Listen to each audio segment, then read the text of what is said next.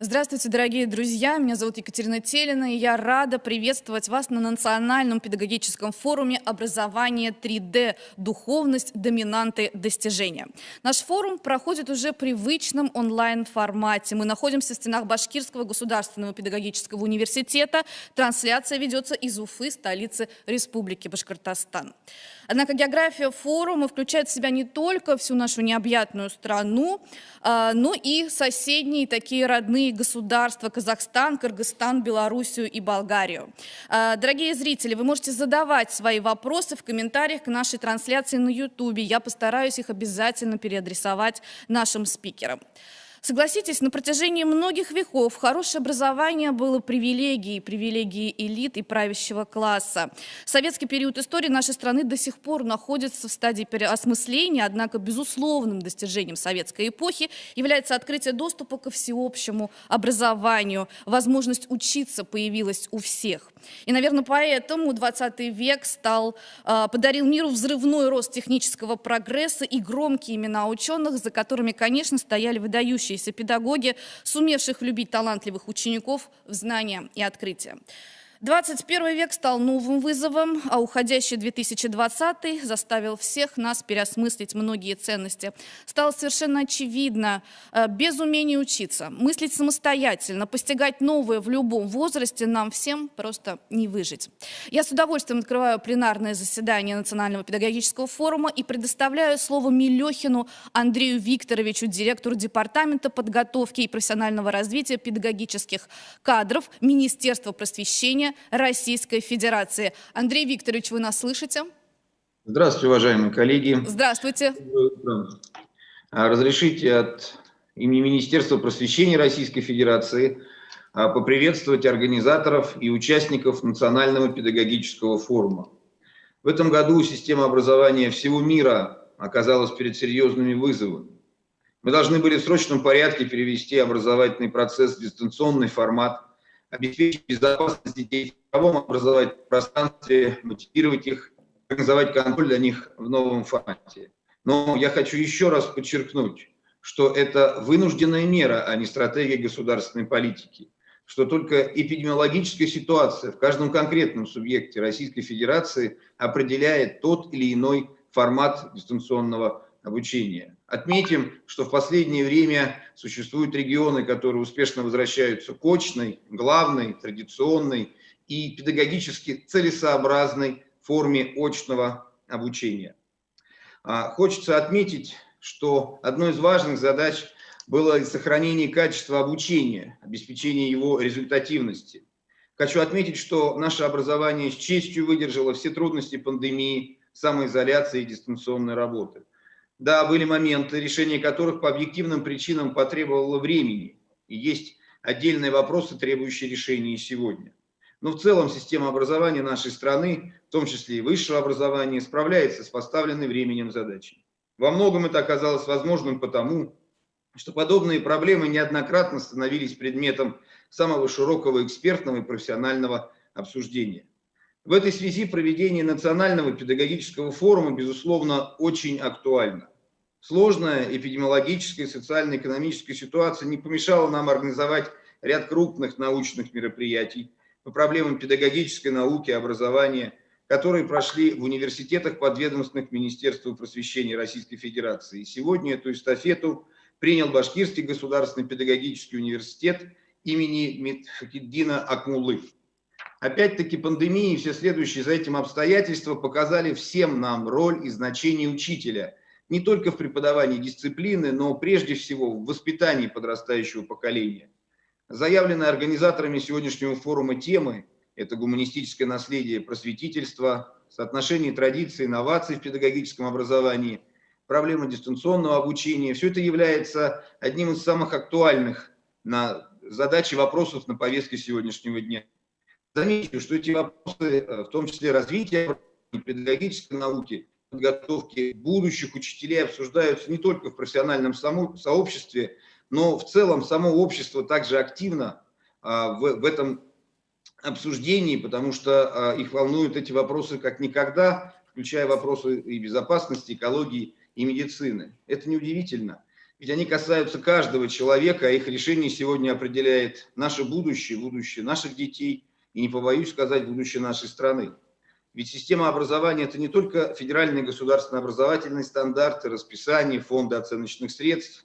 Это в первую очередь люди, учителя, педагоги, студенты, ученики, сотрудники, профессорско-преподавательский состав. Все они обеспечивают формирование будущих поколений в целом и развитие общества и сегодня, и завтра.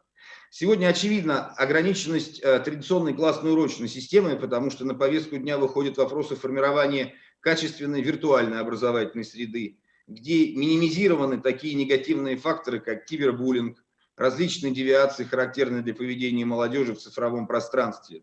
Не меньшего внимания ученых, педагогов требуют вопросы цифровой этики, цифровой морали. В этой связи особое значение имеет эффективная работа всего педагогического сообщества нашей страны. Необходимо постоянное и качественное взаимодействие и сотрудничество в области научных исследований, сферы образования и педагогики, а также их эффективное внедрение в практику образовательных учреждений разного типа, развитие проекта базовых школ, федеральных и региональных инновационных площадок. Надеюсь, что решению этих указанных проблем поможет проведение национального педагогического форума на площадке Башкирского университета. В завершении своего выступления и приветствия хотел бы напомнить слова великого просветителя Акмуллы, который сказал, что знание всегда вернется величием. Хочу пожелать всем участникам форума продуктивной, эффективной работы, интересных дискуссий, которые в итоге поспособствуют установлению научных связей, разработке новых исследовательских тем и развитию нашей системы образования в целом, педагогического образования в частности. Успешной вам работы, благополучия и здоровья, дорогие коллеги. Спасибо большое, Андрей Викторович. Жаль, что вы дальше не можете с нами остаться, потому что ваша мысль о цифровой морали, цифровой этике очень цепляет. Хотелось бы на эту тему поговорить. Я думаю, что когда-нибудь у нас будет такая возможность. Я постараюсь вернуться к сегодняшней дискуссии, уважаемые коллеги. Прошу меня простить. Спасибо. Спасибо большое. Я же передаю слово Сагитову Салавату Талгатовичу, ректору Башкирского государственного педагогического университета имени Акмуллы. Салават Талгатович. Hürmetli kollegalar, hayırlı erте, Milli Pedagogik Forumda katnaşучылар, sizді барығызды ихлас көңілден сәлемлейм. Доброе утро, добрый день, уважаемые участники и гости нашего Национального педагогического форума. Действительно, 2020 год кардинально изменил нашу жизнь, изменился процесс обучения. Мы перешли одномоментно в онлайн, и, к сожалению, вот и сегодняшняя наша встреча вынуждены мы проводить именно в онлайн-формате, хотя, конечно, хотели бы традиционно видеть вас всех здесь, в Уфе, но надеюсь, что технические средства связи позволят нам хоть чуть-чуть, но приблизить это ощущение. И самое главное, технические средства связи позволят нам обсудить и высказать все те наши вопросы к сегодняшнему состоянию образования, все те наши проблемы и, самое главное, поделиться нашими предложениями, как можно эти вопросы решить не только на базе одного университета или одного учреждения науки, но в целом и по стране, и в мировом масштабе. 21 век, он действительно продолжает ставить перед системой образования новые задачи, быть четко ориентированным на достижение глобальных целей, учитывая при этом возникающие нестандартные вызовы нынешнего времени, это необходимые качества, которые должен в себе сочетать педагог, и руководитель, и профессионал. Глобализация и сотрудничество стали основными трендами современного мирового образования.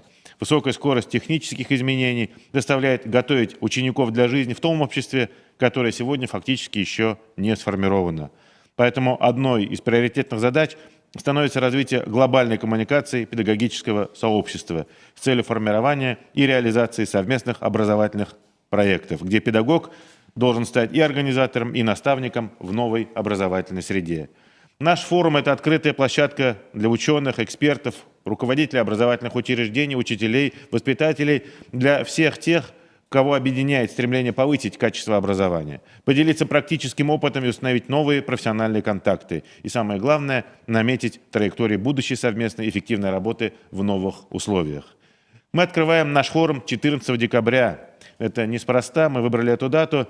Сегодня день рождения выдающегося башкирского просветителя Мифтахиддина Акмуллы, имя которого носит наш университет. Просветительство, особенно в XIX-XX веках прошедшего тысячелетия, было особым явлением безграничной истории Евразийского континента. Это целая эпоха в историко-культурном развитии народов, связанная с развитием философской и общественной мысли. Да, сегодня другие формы, технологии и методики в образовании, но задача стоит все та же – служение своему народу, всему человечеству и каждому человеку. В Республике Башкортостан буквально недавно появилась новая уникальная возможность в новом уникальном формате. В соответствии с распоряжением правительства Российской Федерации, одним из 5 победителей конкурса на организацию научно-образовательного центра мирового уровня в стране стал Евразийский научно-образовательный центр, который располагается в Уфе. Евразийский НОЦ мирового уровня станет интегратором науки, производства и бизнеса, и уже к 2024 году должен дать первые практические результаты. Как отметил глава Республики Башкортостан Ради Хабиров, для Башкортостана это огромная победа. В предыдущие годы у региона не было подобных успехов, не было ни федерального вуза, ни Национального исследовательского университета, хотя уровень науки в Башкортостане всегда был и есть очень высокий. И сегодня совместными усилиями мы восполнили этот пробел. В условиях жесточайшей конкуренции с другими регионами мы успешно решили эту глобальную задачу. Конец цитаты. Наш Акмолинский университет также активно представлен в Евразийском НОЦ. Это проекты в области нанотехнологий, генетики, альгологии и, конечно же, педагогики. Ведь создание научно-образовательного центра тесно связано с развитием не только науки как таковой, но и образовательной среды в регионе в целом. Базой будущего научного центра станут вузы региона. И очень важно, какие студенты будут в них учиться. И будут ли они способны и мотивированы к научной деятельности. Важнейшую роль в подготовке таких студентов должны сыграть учителя, которым необходимо разглядеть талантливых ребят еще в школе. Научить их не только предметам, нужным для поступления в вуз, но и проектной деятельности. Дать первые навыки научной работы. Подготовка таких учителей, активных, обладающих необходимыми компетенциями, задача нашего Акмолинского университета. Здесь нужно и соответствующим образом пересмотреть планы обучения нынешних студентов, которые придут завтра в школы, и найти способы и методики помощи учителям, уже работающим в образовательных учреждениях республики. Необходимое развитие исследовательских сообществ среди молодежи. Такая работа возможна через инкубатор школьных и студенческих инициатив.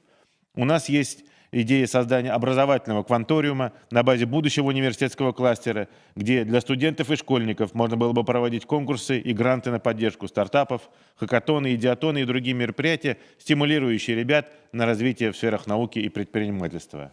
И нам это по плечу. Ведь Акмолинский университет – это более 25 тысяч обучающихся по различным направлениям и программам, более 300 профессоров и кандидатов наук, 228 программ высшего и 15 программ среднего профессионального образования, 10 сертифицированных центров компетенций по стандартам WorldSkills, базовый научно-образовательный центр современных математических исследований. Мы активно интегрированы в международное, российское и региональное научно-образовательное пространство. Акмолинский университет, единственный из вузов республики, входит в состав университета Шанхайской организации сотрудничества. Кроме того, мы являемся опорным вузом Российской Федерации по продвижению русского языка и одним из федеральных центров по исследованию проблем религиозного образования.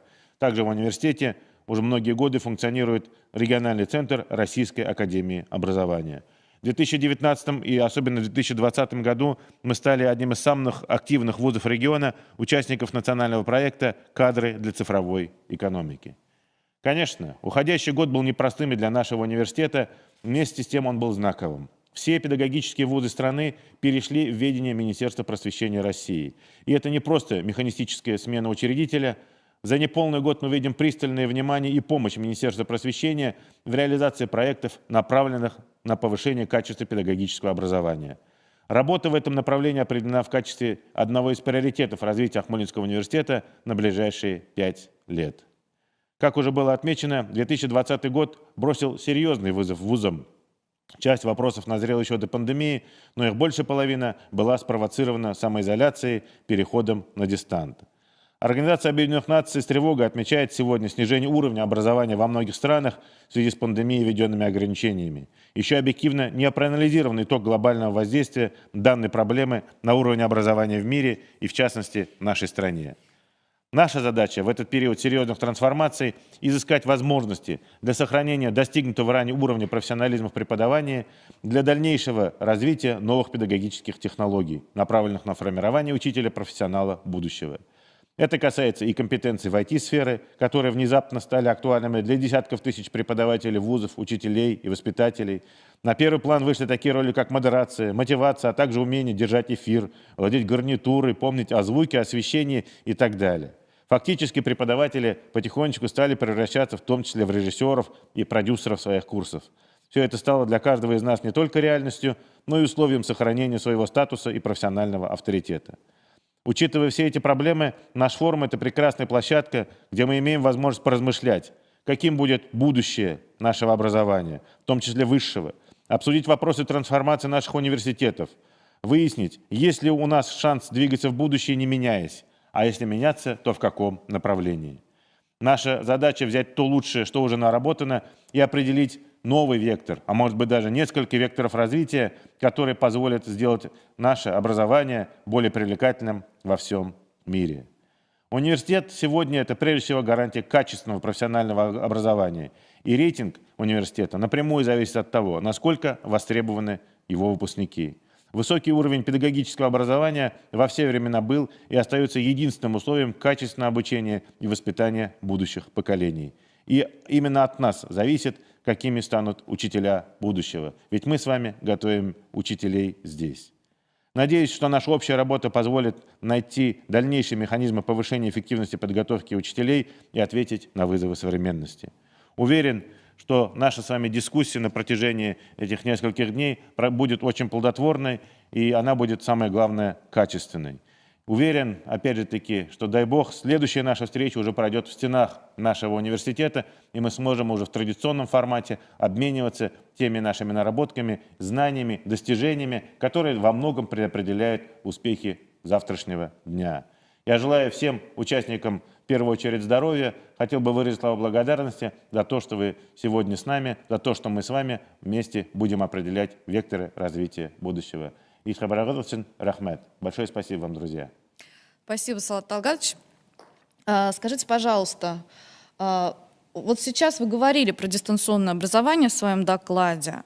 В обществе, конечно, сейчас превалирует такая негативная оценка дистанционного, и от педагогов мы слышим, и от родителей, и от студентов, и от школьников, ну вот не нравится. Ваш вуз в Башкирии один из первых перешел на дистанционное обучение, вы были новаторами в этом плане. Скажите, пожалуйста, а у вас сформировалась лично оценка все-таки не только минусов, минусы нам всем известны, а плюсы дистанционного образования вы видите? Вы их увидели? Вы Конечно, можете есть. Конечно, было уже отмечено, и Андрей Викторович правильно отметил, что дистанционное образование не может быть единственным источником знаний. Можно сказать следующее, что мы через дистанционный формат можем передать терабайты информации, я не знаю, миллиарды терабайтов информации, но в том-то и отличие учителя, что настоящий учитель, настоящий преподаватель, кроме информации, еще вкладывает душу, начиная со школьников, студентов и заканчивая более старшим поколением. И здесь говорить о плюсах или минусах в условиях пандемии, наверное, несколько неэтично. Самое главное, что стоит отметить, что вузы Башкортостана, в том числе и наш педагогический университет, оказался готов к этим, к сожалению, вынужденным изменениям. И тот минимальный объем информации, который мы можем дать, потому что максимально возможен только в стенах вуза, мы сумели это сделать и не остановить учебный процесс. Другое дело, конечно же, мы все ощущаем, вы правильно отметили, Екатерина, что мы все на себе ощущаем ту нехватку общения, ту нехватку социального, то, что есть в человеке. Ведь человек – это существо социальное, и мы требуем, для нас необходимо постоянное общение, тем более для педагогов. Чем отличается педагог или будущий педагог? Он не только владеет знаниями, которые у него есть, предметными знаниями, он обязан уметь слышать, слушать и говорить. А все-таки это большей части прерогатива традиционного общения, нежели дистанционного формата. Спасибо, Салат Талгатович. Участников форума хочет поприветствовать и Зинченко Юрий Петрович, президент Российской академии образования. Он записал нам свое видеообращение. Я прошу показать нам.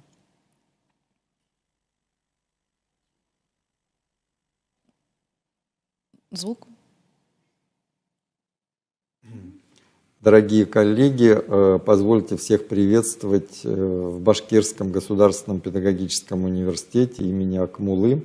Ребят, скажите, у нас звук есть, И видео? мы Да, помним, что Трансляцию. благодаря усилиям ректора проходит национальный педагогический форум «Образование 3D. Духовность, доминанты, достижения». Они в онлайн-формате. Сегодня, к сожалению, по-другому сложно собраться, но тем не менее от этого важность форума она не умаляется. Организатором форума выступает Башкирский государственный педагогический университет, Российская академия образования и ведущие вузы поддерживают этот форум. Но также хочется обратить внимание, что в рамках форума запланировано проведение 3 научно-практических конференций. Это «Духовный мир мусульманских народов», «Гуманистическое наследие просветителей в науке, культуре и образовании». Это 15-е акмулинские чтения. Также вопросы дистанционного образования будут рассматриваться, трансформация, преимущества, риски и опыт. Ну и, конечно, без традиций никакие инновации не заработают, особенно в национальных системах образования. Мы помним, что очень важной целью форума является обсуждение вопросов трансформации педагогического образования с учетом накопленного национальными образовательными системами опыта в условиях современных вызовов и системной трансформации образования и современного общества. И позвольте пожелать всем участникам сегодняшнего форума здоровья, успехов и всего вам самого доброго. Что ж, большое спасибо, Юрий Петрович, за внимание к нашему мероприятию. А я с большим удовольствием передаю слово ректору Кыргызского национального университета имени Балысагына, президенту Ассоциации азиатских университетов Садыкову Канату Жалиловичу. Канат Жалилович, здравствуйте. Вы нас слышите? Добрый день. Да, я вас Очень рада вас слышу. видеть. И с удовольствием вас слышу. Спасибо. Добрый день еще раз, уважаемые коллеги, уважаемые участники Национального педагогического форума. Позвольте мне отдельно передать свое приветствие ректору Башкирского педагогического университета Салавату Талгатовичу. Ежегодно на протяжении последних 3-4 лет мы имели возможность направлять своих сотрудников, представителей нашей педагогической общественности из Кыргызстана на этот большое значительно акмулинские чтения. И сегодня мы встречаемся здесь в онлайн-формате. Я хотел бы отметить, что тематика сегодняшнего Национального педагогического форума звучит просто замечательно. Она объединяет 3D. Вначале я подумал, речь идет о объемном изображении. На самом деле 3D объединяет понятия очень глобальные, крупные, такие как духовность, доминанты, достижения. И то, что в формате сегодняшнего Национального педагогического форума продолжается акмулинские чтения, это и есть формат духовности, который всегда был характерен для Башкирского педагогического университета. И хочу отметить, конечно, те изменения, которые происходят в технологии обучения, они вызваны рядом объективных причин, заставили нас принять меры для того, чтобы обеспечить качественное онлайн-образование. И во многих странах мира достижение интернет-связи, возможности подключения к онлайн-обучениям, семинарам, ведение занятий в удаленном формате стало одним из факторов вынужденного практически обеспечения доступа к образовательным ресурсам не только студентов высших учебных заведений, но у нас и школьников, учеников школ, средних образовательных учреждений, которые тоже были охвачены соответствующими занятиями для того, чтобы не снизить качество нашего образования. И наши студенты педагогических факультетов, университетов были подключены к этим форматам. Технологическая составляющая педагогического образования возросла многократно. Мы встречались и с сложностями, и, как уже сейчас обсуждалось, и с определенными достижениями в этом формате. Но хотим отметить, что, конечно, достижениями стало то, что за короткий период и наши ученые, многие из старшего поколения педагоги, смогли подключиться к этому формату онлайн-обучения, овладеть соответствующими новыми методиками уже такого современного технологического формата. Но вместе с тем, конечно, я согласен вот с предыдущими нашими выступающими, Салават Талгатовичем, о том, что заменить педагога, учителя в живом общении со студентами, тем более с педагогами, и говорить о сохранении духовности нового поколения студентов, будущих педагогов, без контакта живого с учителем, с педагогом, это, конечно, очень сложный процесс. Вместе с тем, мы сумели все-таки вот у нас в Кыргызстане вступить в эту эру новых технологических методов обучения, применения активной онлайн методики обучения, подготовки. И вот в этом аспекте обсуждения сегодняшнего нашего форума, я думаю, что может продемонстрировать и следующий аспект D-формата. Это достижения, которые, безусловно, есть у наших университетов, у наших коллективов, которые сегодня будут обсуждаться. Да, безусловно, мы должны отметить, что важную роль в педагогическом образовании всегда играли люди передового поколения. Это наши просветители. Педагогический университет имени Акмулы и Кыргызский национальный университет имени Джусупа Баласагына созвучны тем, что выбрали своими, можно сказать так, лицами, представляющими образование, науку и педагогику выдающихся личностей.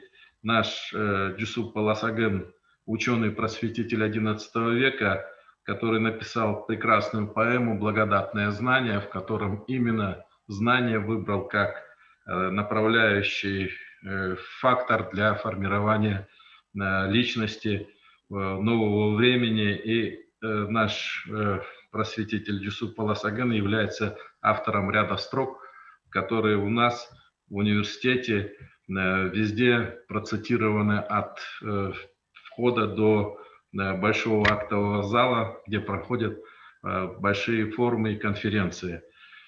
Кыргызский национальный университет присутствует и на этом форуме со своими докладами. Вместе с тем мы вот этот призыв, который прозвучал в словах ректора Салавата Талгатовича о научно-образовательном центре Евразия, принимаем как приглашение активизировать наше взаимодействие совместное в этом аспекте. Да, мы в 2020 и 2022 году в течение 2 лет будем выступать в качестве базового вуза Ассоциации азиатских университетов. У нас намечена большая программа взаимодействия со всеми университетами нашего большого евразийского пространства. И мы будем рады видеть вас, уважаемые коллеги, на наших форумах. И мы намерены провести эти форумы, даст Бог, в 2021 году, в летний-осенний период, уже в формате прямого контакта, без онлайн регистрации встреч. Я хочу пожелать всем участникам сегодняшнего большого национального педагогического форума больших достижений, успехов. Считаю, что сегодняшний национальный педагогический форум с таким охватом проблем, который обозначен в программах и в заявленных докладах, достигнет своей цели с большим успехом. Спасибо большое за внимание. Зур рахмет, Канат Джалилович. На самом деле мы, во-первых, еще раз давайте поздравим вас с избранием в качестве президента Ассоциации азиатских университетов. Не так давно это было. Желаем вам удачи и на этом поприще. И мы уверены, что наше взаимодействие на уровне и наших университетов, и на уровне наших республик даст хорошую почву для дальнейшего развития науки, в том числе и педагогической. Рахмат Хедга. Спасибо большое. Спасибо.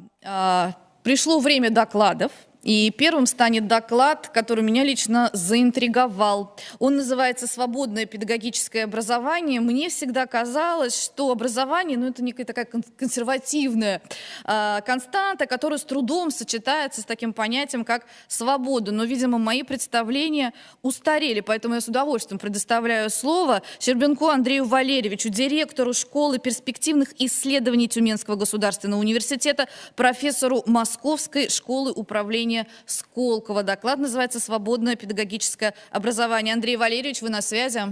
Да, я на связи. Вы меня слышите? Очень рада, да. Да, здравствуйте, коллеги. Я очень рад, что меня пригласили выступить на этом форуме. Я сейчас попробую включить презентацию. Давайте попробуем. Так, как-то она включилась. У нас включилась презентация? Да, включилась презентация. Отлично, сейчас мы еще ее начнем. Вот.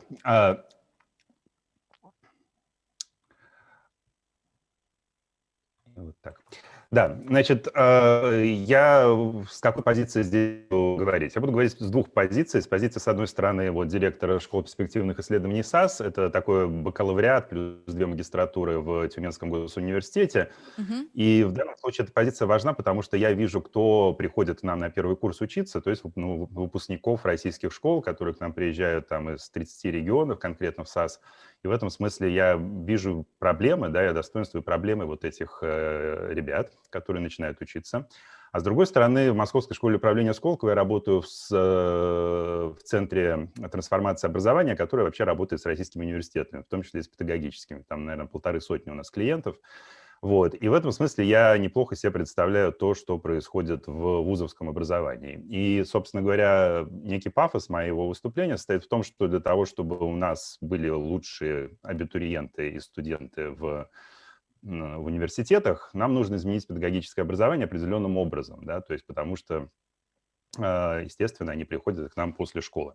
Кстати говоря, эта схема, мне кажется, очень важно ее иметь в виду всегда, когда мы говорим про образование и про связь школы с университетом, потому что все понимают, что произошла массовизация образования в Российской Федерации в последние 30 лет высшего. Но не все понимают, дают себе отчет, в каком масштабе. В 1978 году в СССР в вузы, в наддневные отделения поступило 7% возрастной когорты. 93% население не получало высшего образования в дневной форме обучения. Здесь заочные и вечерние не учитываются. Причем мы говорим не об университетах, которых там было мало, а вообще во всех вузах. Сейчас вы знаете, что ситуация обратная. Сейчас больше 60% выпускников российских школ поступают в университет. И это значит, что если в Советском Союзе мы могли говорить о том, что главная функция школы – это подготовить человека к жизни, то сейчас, де-факто, главная функция школы – это подготовить выпускника к успешному обучению в университете, потому что большинство из них пойдет в университет. А в университете произошли за это время очень большие изменения. То есть та образовательная труба, которая у нас до сих пор инерционно доминирует, мы ее называем образовательной трубой, потому что абитуриенты, первокурсники заходят на некую образовательную программу, они учатся 3 года, иногда на 4-м году обучения у них есть некая специализация дополнительная, но более-менее все учатся вместе. Она была, естественно, разработана в Советском Союзе, и она работала на советскую экономику. Советская экономика, она отличается рядом черт, которые делали советскую систему высшего образования эффективной. Во-первых, у выпускника было, как вы все знаете, конкретное рабочее место. Это была вообще система распределения. Количество выпускников было согласовано с количеством рабочих мест по тому или иной специальности. И эти специальности медленно менялись. То есть предполагалось, что мы сейчас знаем, что такое инженер-технолог цементной промышленности, и через 10 лет это будет примерно те же самые набор знаний и компетенций, которые нужен инженеру-технологу цементной промышленности. Мы знаем, сколько в Советском Союзе цементных заводов, сколько их построить через 10 лет, и можем спроектировать, сколько нам нужно образовательных программ и выпускников по этой специальности. Вот. Понятно, что сейчас ситуация на рынке труда совершенно другая. Во-первых, рынок труда непредсказуем. Во-вторых, рабочие места на рынке труда очень оригинальные. То есть очень часто требуются люди, не у которых есть какой-то стандартный набор компетенций, а это какой-то набор довольно причудливый. То есть, как там говорил в свое время глава Росатома, когда он еще был главой Росатома, что мне нужны люди, которые понимают, инженеры, которые понимают устройство атомной электростанции, способны в Африке вести переговоры на английском языке на экономические темы про строительство этих атомных электростанций. Нет такого направления подготовки, которое бы готовило людей с такими компетенциями.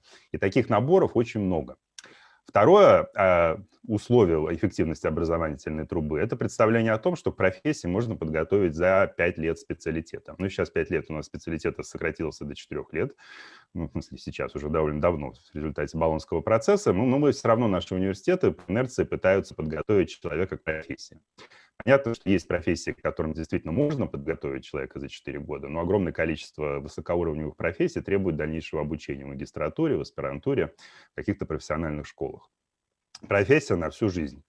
Ну, все знают, что экономика советская была стабильная, и если люди меняли место работы, они делали это раз в несколько лет, а некоторые вообще никогда не делали этого, да, и работали всю жизнь в одном месте, и уж профессию люди меняли в крайних случаях. То есть, как правило, человек получал профессию в конце университета и с этой профессии выходил на пенсию. Сейчас в среднем в мире люди меняют профессию 3-4 раза в течение жизни, но от места работы, соответственно, мы меняем вообще очень часто. Конечно, люди, которые работают в университетах, у них немножко такое другое представление, потому что вот как раз в университете, ну вот вы стали там преподавателем, профессором, и вы, в общем-то, наверное, на всю жизнь им и останетесь. Но это довольно необычная сфера высшего образования, вообще университетов. В открытом рынке, как вы знаете, профессии умирают, профессии рождаются, и мы должны готовить наших выпускников к этому миру, а не обязательно к академической карьере, где все, так сказать, более-менее простроена на много десятилетий вперед. Вот. Ну и, наконец, советская система с образовательной трубой исходила из представления о том, что школьники способны правильно выбрать себе профессию в 10 классе.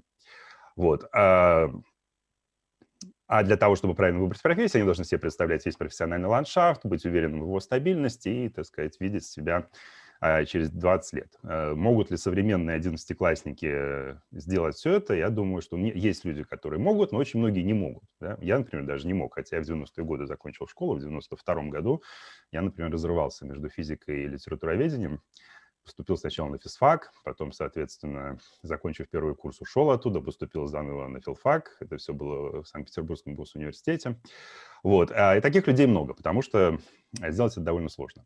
Поэтому совершенно не случайно, что президент Российской Федерации в своем послании к Федеральному собранию в начале этого года озвучил тезис о переходе к системе 2+2 в бакалавриате, когда каждый студент сможет переопределиться после 2 лет обучения. То есть в середине бакалаврской программы он сможет заново выбрать или в первый раз выбрать свое направление подготовки. Вот. Но к этому надо прибавить систему еще +2, потому что вообще-то у нас есть еще магистратура. То есть у нас есть момент дисциплинарного самоопределения внутри бакалавриата, а не после окончания средней школы. И у нас есть момент профессионального самоопределения, когда человек, закончив бакалавриат, понимает, куда он хочет, где он хочет профессионализироваться, в связи с какой индустрией, в какую профессиональную или академическую магистратуру он пойдет. Вот в школе перспективных исследований система 2+2 реализуется уже 4-й год. И поэтому у нас уже было 2 момента, когда наши студенты, которые поступают на одно из направлений подготовки, которые слева перечислены, они здесь перечислены по-английски, потому что у нас англоязычный бакалавриат, но, я думаю, более-менее понятно, что это все значит. Вот, они после этого, после второго курса имеют возможность заново выбрать направление подготовки. Больше 50% наших студентов меняют свой выбор. То есть они поступили не на то направление, которое, как они осознали после второго курса, им на самом деле близко и дорого. Вот, причем, видите, как бы движение идет в разных направлениях. Нельзя сказать, что все куда-то в одну сторону, кто-то сюда, а кто-то туда. Если бы у них не было такой возможности, эти люди занимались бы всю оставшуюся жизнь не своим делом, потому что они получили бы не то образование, которое на самом деле им нужно. Поэтому очень хорошо было бы, чтобы компетенция, которую ставят нам средние школы, включала осознанное самоопределение, чтобы наши уже абитуриенты, приходящие на первый курс университета, понимали, что они сами ответственны за выбор образовательный, о том, что они будут изучать, не что они будут изучать. Этот выбор надо сделать не один раз в жизни, не только когда вы в школе выбираете, куда вы будете поступать или какие ЕГЭ сдавать, но и несколько раз. И на самом деле, поскольку мы говорим все время об обучении в течение всей жизни, осознанное самоопределение должно сопутствовать человеку всегда. В плане образовательной траектории, имею в виду. Значит, вторая вещь связана с дисциплинарным кругозором. То есть мы все в школе и в университете привыкли к тому, что у нас есть дисциплина, которая идет много лет, да, или 1 год. Вот у нас есть литература, вот у нас есть русский язык, вот у нас есть какой-то национальный язык, вот у нас есть математика, вот у нас есть, не знаю, обществознание. И это вот такие полосы, которые, в принципе, друг с другом мало перекрещиваются. В конце у нас стоит ЕГЭ в качестве вот такого как бы метода оценки знаний. Значит, и в образовательной трубе то же самое. Да? То есть в университете студенты точно так же, я уверен, что и в педагогических университетах, вот они изучают, там, не знаю, общую педагогику, вот они изучают еще что-то. Вот, и это как бы отдельные треки с одним преподавателем, с одним контролем. Современная карта знания выглядит не так. Современная карта знания выглядит вот таким образом. Вот эта конкретно карта построена на основании анализа кликов, когда люди, читающие статьи в одной дисциплинарной области, кликают по статье из другой дисциплинарной области. И насколько близко вот эти точки находятся друг с другом, настолько часто происходят вот такие вот переходы. То есть вы видите, что это совершенно такая плохо структурированная такая схема, которая еще к тому же все время меняется в режиме реального времени. И в современном мире нам очень важно, чтобы выпускник университета мог адаптироваться к этому миру, он мог соединять между собой очень разные часто области знания. В пределе, как вот я пытался соединить безуспешно физику и филологию. Поэтому компетенцию, которую хотелось бы, чтобы ставили наши школы, это компетенция междисциплинарности. То есть не просто полидисциплинарности, которую, естественно, все школы ставят, потому что ни в какой школе не изучают только физику или только историю, но именно междисциплинарности, то есть включающую в себя взаимодействие между разными дисциплинарными треками. Индивидуализация образования. Как я уже сказал, рынок труда все больше и больше фрагментируется, и все больше и больше людям, работодателям требуется набор уникальных компетенций для каждого рабочего места. Ответить на этот запрос может только образование, которое индивидуализировано, которое выпускает не стандартизированных выпускников в огромных количествах, которые хорошо были приспособлены к индустриальной экономике, а выпускает много разных людей, разных, не похожих друг на друга в плане своих компетенций, которые больше приспособлены к современной такой постиндустриальной экономике. Конечно, образовательная труба, где все учатся одинаково, а в одном порядке изучают одно и то же, ответить на этот вызов не способна. В этом смысле образовательная труба – это наследие индустриальной эпохи, которое неплохо соответствует современным требованиям. Это прямая противоположность образовательной трубы. Это система, которая называется открытым учебным планом. И здесь как бы вы видите, что у студента есть как бы полная свобода. Он вообще изучает то и в том порядке, что он хочет изучить. Но это, конечно, предел. То есть таких учебных заведений в мире довольно мало. Как правило, на студента налагаются те или иные ограничения. Но здесь вот важно понимать, что значит свободное образование. Свободное образование – это когда мы исходим из презумпции свободы студента, но после этого говорим «но». На твою свободу наложены следующие ограничения. Ну, например, после второго курса ты должен определиться своим направлением подготовки и пройти какие-то обязательные курсы по своему направлению. Или ты должен пройти курсы из разных дисциплинарных областей, потому что мы считаем, что мы должны, каждый выпускник нашего университета должен знать и точно разбираться и в точных науках, и, скажем, в гуманитарных и в социальных науках и так далее. Но это система ограничений, которые накладываются вот на эту изначальный постулат о том, что студент сам определяет свой образовательный маршрут внутри университета. Вот. Ну, например, в САС, в Школе перспективных исследований, учебный план бакалавриата делится на 3 части, примерно равных по объему. Это ядро, то есть это обязательные курсы, которые проходят все наши студенты, независимо от того, станут они биологами, историками или айтишниками или экономистами, потому что мы считаем, что все они должны обладать широким кругозором и разного рода наддисциплинарными компетенциями. Вторая треть – это вариативность. Это курсы, которые студенты вообще свободно выбирают, исходя просто из своих интересов. Вот. Ну и третье – это специализация. То есть это профили подготовки, когда, выбрав профиль после второго курса, студент уже специализируется, чтобы получить просто диплом государственного образца. Вот. Ну, конкретно в плане учебного плана это выглядит вот так вот. Да, то есть вот это обязательные курсы черненькие, красные курсы – это курсы, которые студенты выбирают, это 3-4 год обучения. Но в зависимости от профиля это все, естественно, меняется. Просто один из профилей здесь написан.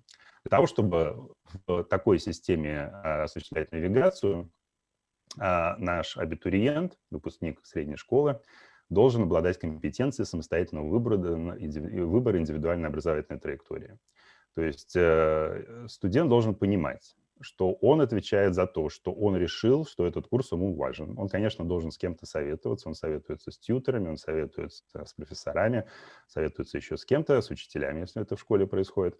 Но после этого он принимает решение, на которое он несет ответственность. То есть если он выбрал курс, он не может в середине курса передумать и сказать: вы знаете, я совершил неправильный выбор, мне этот курс вообще не нужен, давайте вы меня с него выпишите. Если он взял курс, он уже обязан получить по нему положительную оценку или, соответственно, завалить этот курс, как любой другой, и, соответственно, быть отчисленным или уйти в академию отпуск. Вот. И в этом смысле очень важно, чтобы эта практика существовала в школе. Потому что с чем мы сталкиваемся сейчас? Мы сталкиваемся с тем, что пришедшие к нам школьники ни разу в жизни ничего не выбирали. Может быть, они выбрали после 6 класса пойти вот в более гуманитарный какой-то 7 класс или в какой-то более, или 8, или менее гуманитарный, или более, естественно, научный. Но это все. То есть курсы у них все обязательные, они просто стоят в расписании, поэтому они должны их, собственно, проходить. Когда они оказываются в ситуации, что они должны сами выбрать курс из 25 курсов или 20, они должны выбрать один, которые они пройдут в этом семестре или в этом квартале, они просто теряются. Они не понимают, исходя из каких соображений они должны это сделать. Они не понимают, у них просто нет этого опыта. Этот опыт очень важен, потому что этот опыт будет, собственно говоря, определять их образовательную траекторию в течение всей жизни. Всю свою жизнь люди будут учиться самостоятельно, никто не будет стоять над ними и говорить: вот тебе расписание в возрасте 40 лет, да, на следующие 3 года. Он должен сам в самых разных образовательных ресурсах, онлайн, офлайн, каких угодно, ориентироваться и для этого осуществлять вот такой вот выбор. Но еще я хотел бы сделать акцент на том, что помимо просто выбора курса, который ты проходишь, внутри самого курса траектория образовательная должна быть индивидуализирована. Почему плохая система экзаменов в конце, от которой мы в САС, например, полностью отказались? Потому что экзамен в конце курса предполагает, что каждый студент вынес из курса одно и то же, а именно стандартизированный набор знаний, которые мы можем проверить на экзамене.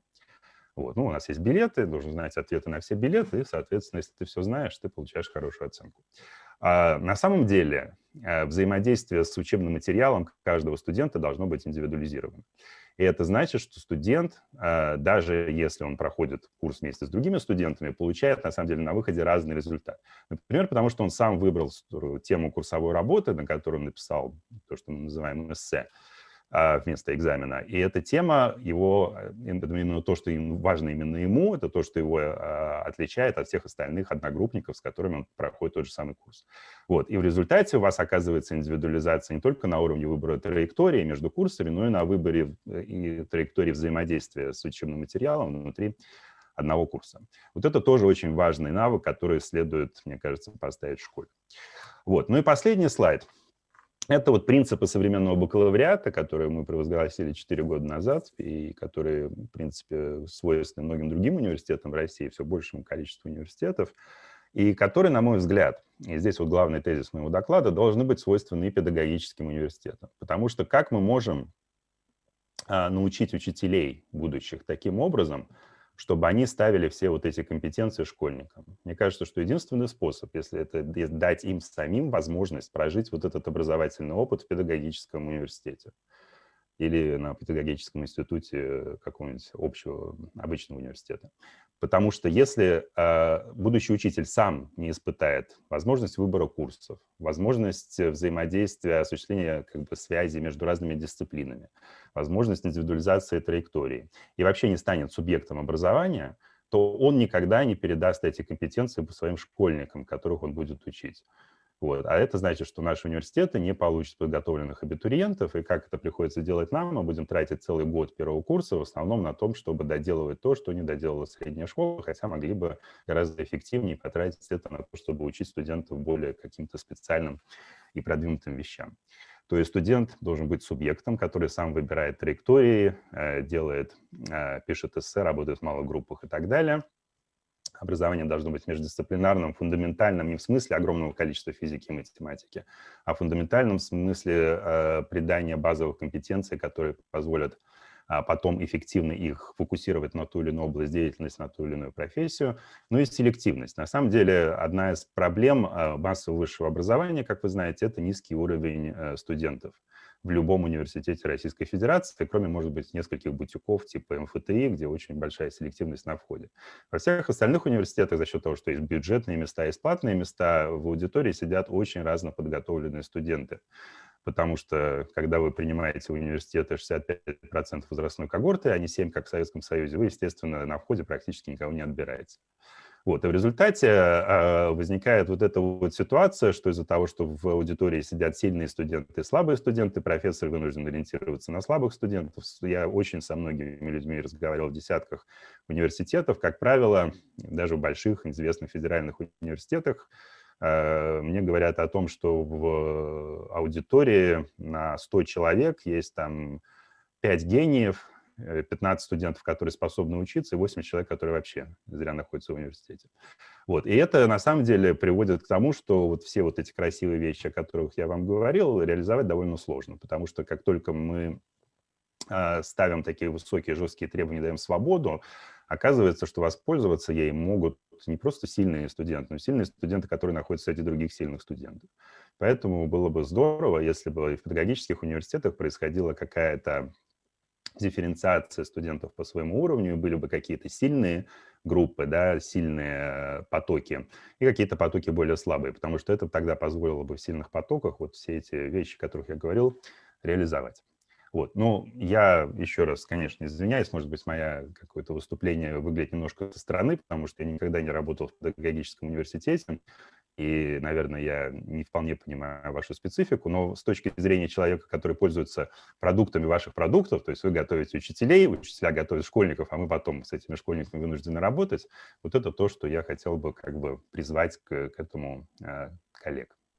Андрей Валерьевич, на самом деле очень интересный у вас доклад и концепция ваша с этой персонализацией, да, и таким отношением к студенту, к обучающемуся очень интересно. Но я как настоящая женщина, можно я задам вопрос про деньги? Мне просто стало интересно.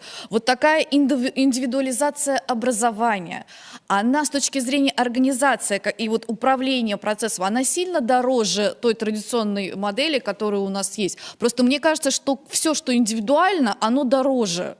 Государство может больше денег вкладывать в каждого из студентов, и оно окупается. Вот скажите, пожалуйста. Да, ну, смотрите, на самом деле, если вы посмотрите проще всего посчитать стоимость, это просто посмотреть, сколько студентов у вас сидит в аудитории. Так. И единственное, что более дорого, это то, что у вас на многих занятиях не может быть группа поточной лекции на 200 человек. Вот. То есть в этом смысле это дороже, просто потому что если у вас в группе 20 человек, а не 200, то это, соответственно, дороже. Или не 100. Вот. Я не знаю, какие у вас обычно средний размер группы. От того, что в этих группах вот эти студенты или не вот эти, на самом деле стоимость не меняется. Но есть, с другой стороны, возможность, на самом деле, сокращения костов, связанных с тем, что в России, вообще в российском образовании, крайне, короче говоря, аудиторная нагрузка на студентов и на преподавателей, вообще говоря, самая большая в мире. Ну, может быть, где-то в Китае что-то есть сравнимое, но, по-моему, вообще в России лидирует. То есть у нас там в 3 раза больше, чем в Великобритании, аудиторная нагрузка в неделю на студента. И на Это же так преподавателя. чудесно сидеть в аудитории и слушать лекции прекрасных педагогов и профессоров. Я помню, это было очень интересно. Дело в том, что свободное образование, поскольку оно делает студента субъектом, оно делает акцент на самообразование, на подготовку. Да? Студенту не надо обязательно сидеть в аудитории, чтобы учиться. Он учится дома, он учится в общежитии, учится где угодно, с компьютером или без компьютера. А с преподавателем он встречается достаточно ограниченное время для того, чтобы получить следующий импульс к следующему шагу. И это, на самом деле, позволяет сократить как раз расходы, потому что вы можете просто уменьшить количество аудиторных часов на каждого студента и тем самым и нагрузку на преподавателя. Понятно, спасибо большое. У нас появился еще один вопрос из чата, с нашей трансляции. Евгений Соболев спрашивает, может ли выпускник идти в школу после бакалавриата 2+2 или же ему необходимо закончить педмагистратуру? Ну, это вот такой вопрос, все-таки более педагогический. Мне кажется, что это зависит от того, что он выбрал вот в качестве направления. Если у вас есть в качестве направления подготовки какое-то педагогическое направление на старших курсах, то, наверное, может идти сразу. Вот. Но вообще мне, конечно, близка вот точка зрения, которая, ну, я ее услышал от Римаренко, да, от ректора МГПУ, которая связана с тем, что качественное педагогическое образование – это надстройка над качественным общим образованием. Вот. И это магистратура. То есть это человек, который просто изучал, предположим, физику или историю, неважно, в университете, который решил стать учителем и после этого получил педагогические компетенции в магистратуре. Мне кажется, что это дает более качественного выпускника, чем просто бакалавриат. Хорошо, спасибо. Слава Талгатович, хотите вступить в полемику? Добрый день, очень рады вас видеть. На самом деле нам, наверное, нужно восполнить тот пробел, о котором вы сказали, что у вас не было возможности с педагогическими университетами пообщаться, потому что, я думаю, сегодня для многих педагогических вузов представляет вопрос очень интересный, это куда двигаться дальше, на самом деле, да. И то, что вы говорите, что мы недовольны или университеты недовольны школьниками, которые поступают, но я могу сказать ровно то же самое, что школы говорят, а мы не очень довольны выпускниками, которые потом выпускаются из педагогического университета, и получается действительно такой замкнутый круг, да, мы бегаем по кругу, там, или как белка в колесе, конечно, это, ну, достаточно, в кавычках, но этот порочный круг надо разрывать. И нам действительно очень было бы интересно пообщаться более плотно с вашим университетом, потому что мы у себя пытаемся внедрить именно эту систему, когда выпускник педагогического университета будет не только предметником, да, в школе. Есть, конечно, две точки зрения. Классические университеты говорят, зачем нужно педагогическое образование, а педагогические говорят, ну, в первую очень важна методология. Да? Я сторонник, и что важно и то, и другое, о чем вы говорили. Можно быть хорошим физиком, но быть плохим учителем. Для этого необходимо овладеть какими-то техниками, да, там, механизмами. То же самое ровно наоборот. Можно быть хорошим методологом, но не очень хорошим предметником. Поэтому здесь вот это 2+2+2, возможно, это и будет выход. Поэтому с учетом того, что мы действительно в нашем университете сейчас пытаемся несколько переменить вот эту классическую советскую традиционную модель, о которой вы сказали, с учетом имеющегося опыта у вас. Конечно, ваш опыт тоже не очень большой, да, тут надо, надо чуть больше времени покажет, но, по крайней мере, чтобы не наступать, может, на те же грабли, и чтобы понять, где можно допустить те или иные ошибки, нам было бы очень интересно. Андрей Валерьевич, я думаю, что в ближайшем будущем, вот опять-таки, с учетом того, что мы ставим перед собой задачу, да, мы почему начали развивать мастерские WorldSkills, чтобы, действительно наши студенты были не просто теоретиками, а уже у них, скилл-паспорт какой-то был, да, и чтобы работодателям было понятно. Ну и самое главное, чтобы действительно понятие бережливое производство, проектное управление, IT-технологии, чтобы каждый выпускник нашего университета, он обязан владеть хотя бы вот элементарными навыками в этом направлении. Тогда мы можем говорить о несколько ином, да, варианте, что это не просто предметник, но что он владеет современными методиками, технологиями, необходимыми не только для учителя, в принципе. Да. Мы, откровенно говоря, каждый из нас не учили беречь время, и мы зачастую делаем очень много ненужного, хотя бережливые технологии развиты очень давно. Да. И то, что вы говорите, проектная деятельность, если она будет с с школьной скамьи развиваться, то нам здесь в университетах будет гораздо проще. И мы сможем формировать на этой базе, как вы правильно отметили, новые, более углубленные компетенции по тому или иному направлению. Еще раз большое спасибо за очень интересное выступление. Да, спасибо большое, Андрей Валерьевич. Я еще хотел бы сказать, что в качестве ответа и реплики, что мы вообще настроены действительно делиться опытом. Мы в этом году открыли магистерскую программу по экспериментальному высшему образованию, которая на самом деле называется, это магистратура, но она для взрослых людей. У нас там учатся люди с кандидатскими степенями в этой магистратуре, которые используют наш бакалавриат как лабораторию для того, чтобы вот какие-то новые модели образования, которые, мне кажется, можно привлекать в педагогических университетах, разрабатывать. Поэтому это один из способов, когда мы пытаемся делиться своим опытом, и все будем рады всех вас видеть. Спасибо. Да, Сват Алгач, мне кажется, это вот прям тема для командировки образовательной миссии. Спасибо большое. Я же хочу передать слово Оршанскому Евгению Яковлевичу, проректору Витебского государственного университета имени Машерова. Беларусь, на связи у нас Беларусь, рады слышать. Вы нас слышите, Евгений Яковлевич? Да, мы вас слышим отлично. Доброе утро. Здравствуйте. Как вы меня слышите? Мы вас хорошо очень слышим. А вы нас? Я вас тоже слышу отлично и очень рад нашей встрече. Мы приветствуем вас в стенах Витебского государственного университета имени Петра Мироновича Машерова, одного из старейших белорусских вузов. В этом году у нас славная дата, нашему университету исполняется 110 лет. И наш университет из когда-то педагогического института сегодня является классическим университетом. Ну и, наверное, для того, чтобы немножечко познакомить с тем, чем сегодня дышит наш университет, мне бы хотелось, чтобы вы посмотрели небольшой промо-ролик. Пожалуйста. Витебский государственный университет имени Петра Мироновича Машерова – это современный культурно-образовательный центр, в котором удачно сочетаются вековые традиции и инновации высшей школы. Университет является многопрофильным учреждением высшего образования, где осуществляется подготовка квалифицированных кадров по самым современным, престижным и востребованным специальностям. 10 факультетов, 2 колледжа, 35 кафедр, подготовительное отделение, Институт повышения квалификации и переподготовки кадров, военная кафедра. Соответствующее международным стандартам качества образования, которое обеспечивают талантливые педагоги и ученые университета, является серьезной заявкой на успех и удачной инвестицией в будущее молодежи. 10 тысяч обучающихся, 10 профилей образования, 64 специальности, более 400 преподавателей. ВГУ готов стать отличной стартовой площадкой в мир большой науки, фундаментом для личностного роста и развития интеллектуального потенциала.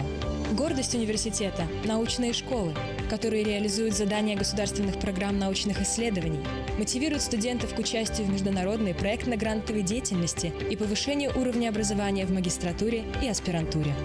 4 учебно-лабораторных корпуса, 15 научных школ, научная библиотека, 27 специальностей магистратуры, 20 специальностей аспирантуры.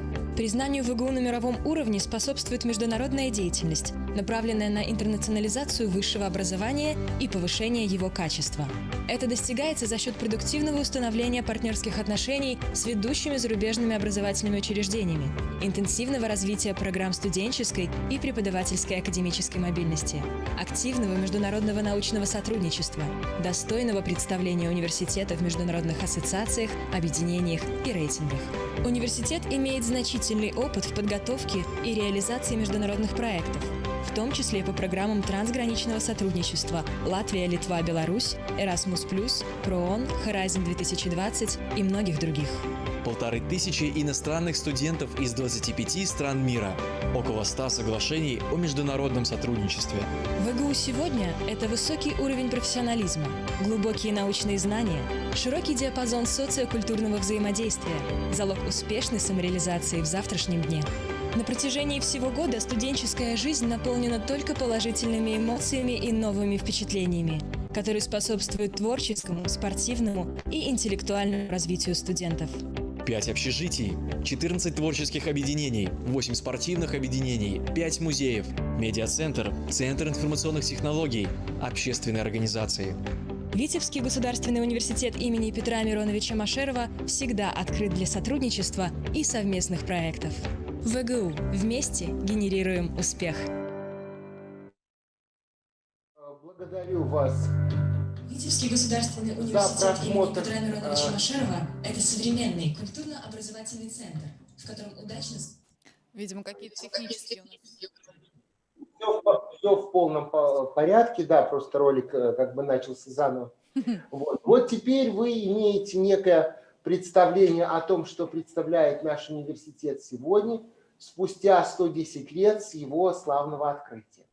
Университет изначально выполнял роль педагогического института, и поэтому, несмотря на то, что сегодня он развивается как классический университет, тем не менее в университете активно осуществляется подготовка педагогов по всему спектру специальностей. Вот, и поэтому непосредственно свое выступление на этом форуме мне бы хотелось остановиться именно на педагогических проблемах, то есть подготовке педагогов, и поделиться опытом подготовки, непрерывной подготовки учителя-предметника, в частности, на примере учителя химии, я много буду к этому обращаться, которая сложилась в нашем университете. Пожалуйста, презентацию. Итак, значит, непрерывная методическая подготовка и вообще подготовка учителя-предметника сегодня развивается в рамках основных направлений развития общего среднего образования, которые сегодня особенно актуальны для Беларуси, ну и, насколько я понимаю, и для большинства университетов, с которыми мы познакомились и встречаемся сегодня, я имею в виду прежде всего российские университеты, также актуальны. Значит, прежде всего, это практикоориентированная направленность обучения, это профилизация, и это широкое использование информационно-коммуникационных технологий, то есть информатизация. Вот в рамках реализации этих направлений реализуется, вот тут вот я взял спектр с 2009 года по настоящее время, основные отраслевые научно-технические программы, которые реализуются в Беларуси. Итак, практикоориентированная направленность, профилизация и информатизация – это основные векторы развития общего среднего образования, то есть речь идет о школе, и именно с этой точки зрения осуществляется сегодня подготовка учителя-предметника. Значит, основной методологической основой выступает компетентностный подход. Значит, компетентностный подход мы рассматриваем как подход, при котором определение цели, отбор содержания и организация образовательного процесса, а также оценка его результатов осуществляется на основе формируемых компетенций. В соответствии с этим компетентность выступает интегративным качеством, характеризующим степень овладения той или иной компетенцией. Говоря непосредственно о структуре профессиональной подготовки учителя-предметника, вот она складывается через определенный набор компетенций, которые образуют некую вот такую вот лестницу. У основания ее идет, конечно, общекультурная компетентность. Я охарактеризую каждую из них немножечко подробнее. Вот. Далее идет профессиональная компетентность. Вот. Далее поднимаемся выше, и идет общепедагогическая компетентность, которая характерна для каждого педагога. Потом предметно-специальная и предметно-методическая. Уже несколько слушав сообщения коллег, мне бы хотелось остановиться в том, что мы исходим из позиции, что общепедагогическая, то есть базовая профессиональная компетентность, и предметная – это две неразрывные вещи. Говорить о приоритете, который, наверное, не стоит, потому что очень важно быть хорошим специалистом в соответствующей области, то есть знать свой учебный предмет, и очень важно быть педагогом. Вот. И так в основе всего лежит общекультурная компетентность, вот, как то интегративное качество, которое обусловлено опытом в целом культурного развития, ориентация на использование культурных эталонов и так далее. Вот. Важнейшей ее характеристикой является то, что она не является профессионально обусловленной, но является основой для формирования профессиональной компетентности. Значит, ключевая профессиональная компетентность – это компетентность, которая необходима для любой профессии, и именно на ней строится педагогическая профессия. Обозначенные группы компетенций – социально-политические, межкультурные, коммуникативные – вы видите на слайде. Вот профессиональная компетентность, базовая профессиональная компетентность, здесь мы понимаем как компетентность педагога.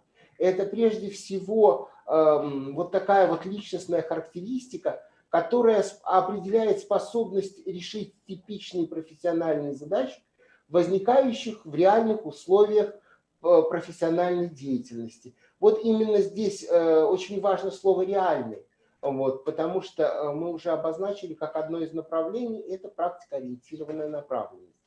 Вот. Ее, в общем-то, структуру и компетенции, которые в ее включают, социально-личностные, подстановки целей, мотивации, вы видите на слайде.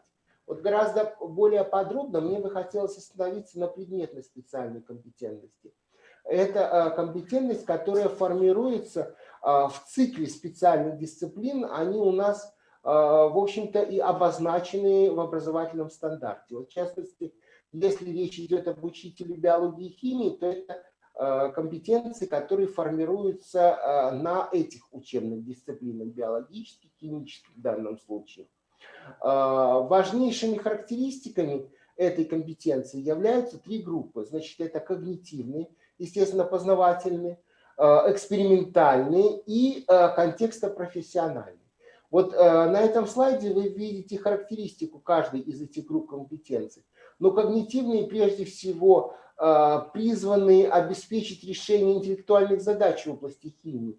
Они основаны прежде всего на теории этой науки, на ее важнейших понятиях, законах, теориях, фактах.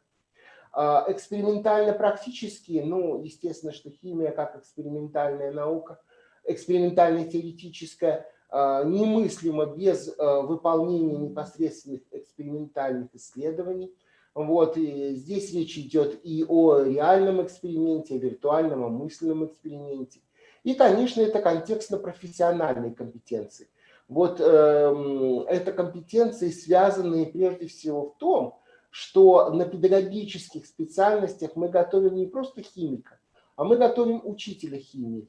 Вот. И в плане развития именно этой компетенции у нас есть достаточно много наработок. В частности, это то, что студенты у нас включаются в образовательный процесс и в роли тьюторов, выполняя в своих же группах эту роль, и целый спектр других работ, включая, конечно, традиционные практики в школе, общение с учениками, включение студентов в исследовательскую деятельность учащихся, прежде всего в ее организационные аспекты, проведение факультативных занятий и так далее. Вот в результате этого сложилась вот такая вот целостная система непрерывной методической подготовки. Ну, специфика ее состоит в том, ну, рассматривая это с точки зрения специальной составляющей, следует говорить, что мы это рассматриваем даже буквально с начала там 5-6 класса, когда в школах изучается курс «Человек и мир», который является пропедевтическим по отношению ко всем естественно-научным учебным предметам. Далее с 7 класса в белорусских школах изучается химия. И вот особенно бы мне хотелось остановиться на предметах для старших классов.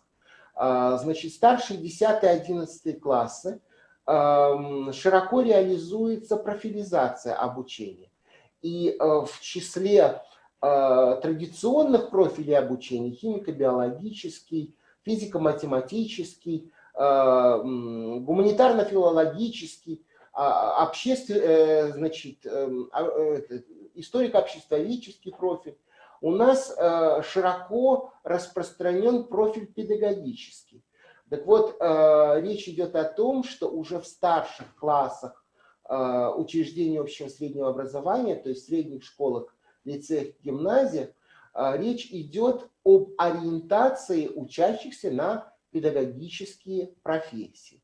Вот в частности в этих классах реализуется факультативный курс во всех, единый введение в педагогическую профессию, который знакомит учащихся с основами педагогики, психологии. Вот. Кроме всего прочего, мы разработали и факультативный курс. Значит, первоначально он был как введение в методику обучения химии. Сейчас он называется «Старт в методику с использованием информационных технологий», который уже на этапе обучения в учреждениях общего среднего образования готовит учащихся к осознанному выбору педагогической профессии. Речь идет о том, чтобы этот выбор был осознанным. Конечно, мы понимаем, что на этом этапе не ставится задача формирования у учащихся системных методических компетенций. Речь идет о том, чтобы попробовать свои силы в педагогической профессии, попробовать объяснить решение задач, попробовать выполнить демонстрационный опыт, попробовать организовать работу хотя бы в микрогруппе учащихся не более чем 4 человека. То есть ученик в данном случае выступает как некий помощник учителя. Вот. Но попробовать результаты своей деятельности он может на уроке, а вот для этого ему нужна необходимая предварительная подготовка. Вот эту подготовку он совместно с учителем, при помощи учителя осуществляет на факультативных занятиях. Итак, вот такой мотивированный учащийся поступает в университет. Вот. И вот эта пропедевтика методической подготовки на этом не заканчивается. Потому что изучение специальных дисциплин, прежде всего, а также осуществляется на основе взаимосвязи вот такой вот специальной и профессиональной подготовки. Вот. Речь идет непосредственно о контекстном изучении химических дисциплин. По этому поводу у нас имеется достаточно много исследований и публикаций. И вот на этапе уже непосредственно профессиональной методической подготовки реализуется курс методики обучения. Вот. Этот курс создает основу для методической подготовки. Вот. Отдельные же ее направления реализуются в спецкурсах. Но об этом я расскажу немножечко дальше. Итак, ведущими методологическими подходами к осуществлению такой подготовки выступает компетентностный подход, потому что на каждом этапе формируется определенный набор компетенций, который последовательно прирастает от этапа к этапу. Реализуется системный подход.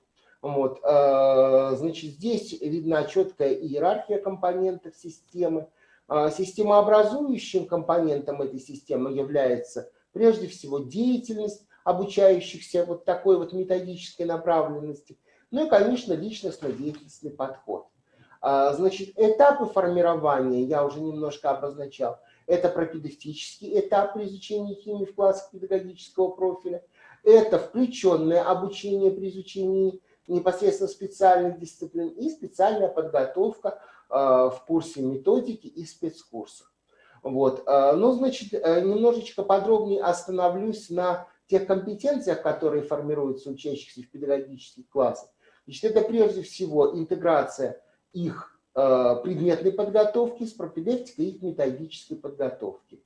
Далее, значит, основными задачами является, как я уже говорил, это осуществление профессиональных проб учащихся в той виде деятельности, с которой постоянно сталкивается учитель химии. Но, конечно же, с этим одновременно формируются первоначальные методические компетенции.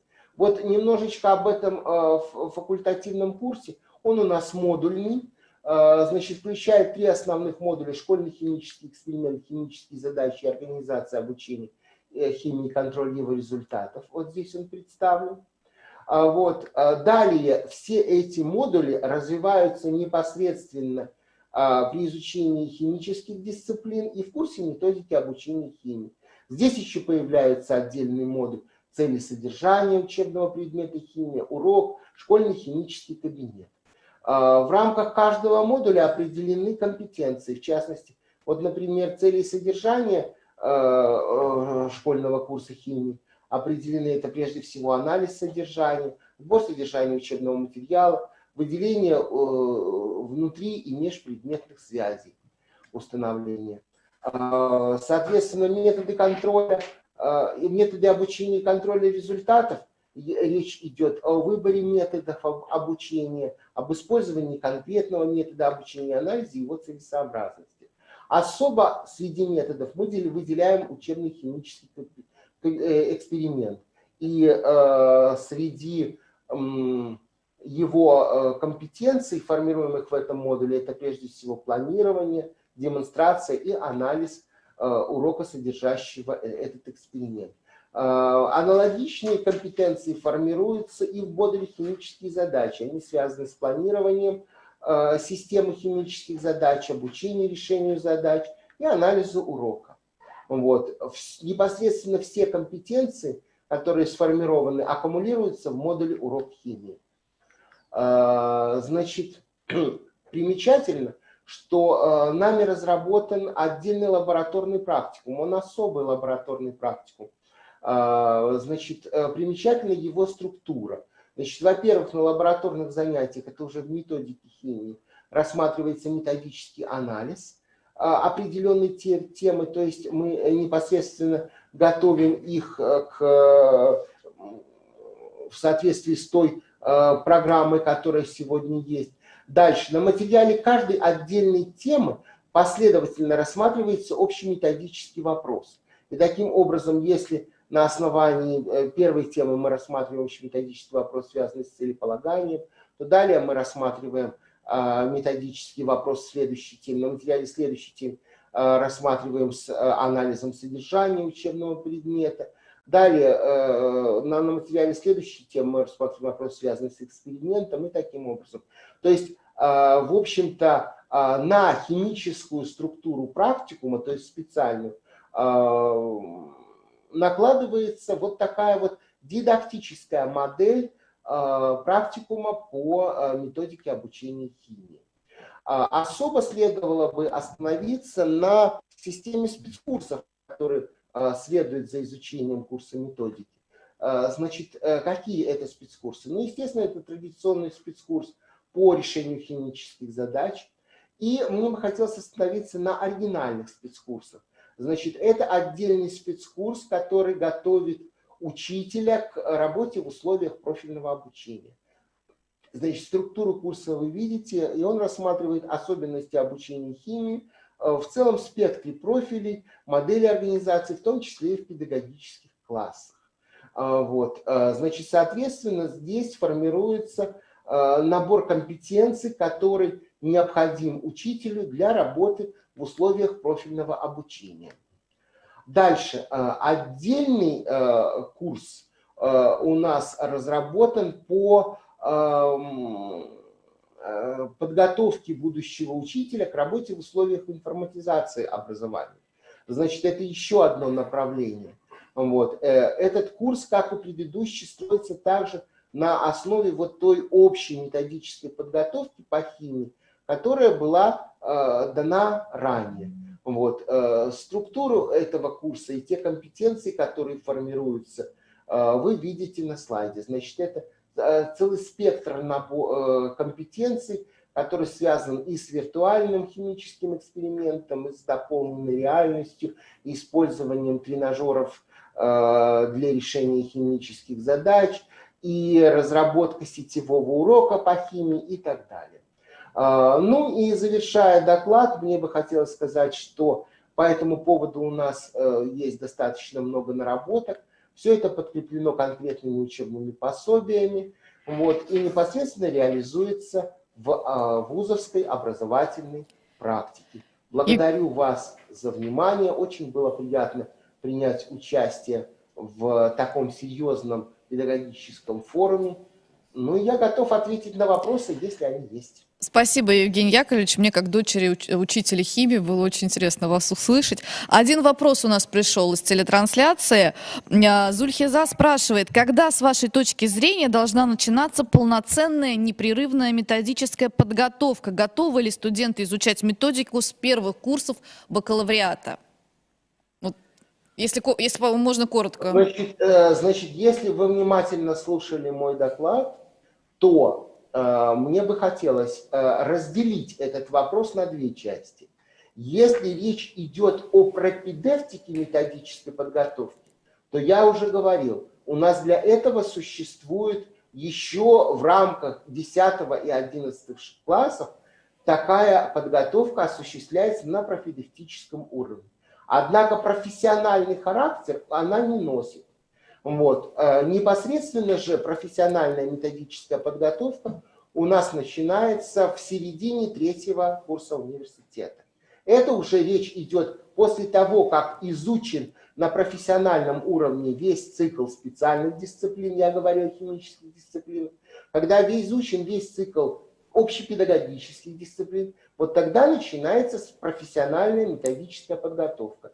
Но, поверьте, и результаты экспериментальные, прежде всего, свидетельствуют о том, что вот эта пропедевтика, которая осуществляется еще на этапе школы, она очень важна, и она существенно помогает вот реализации ее в таком вот системном и полноценном смысле.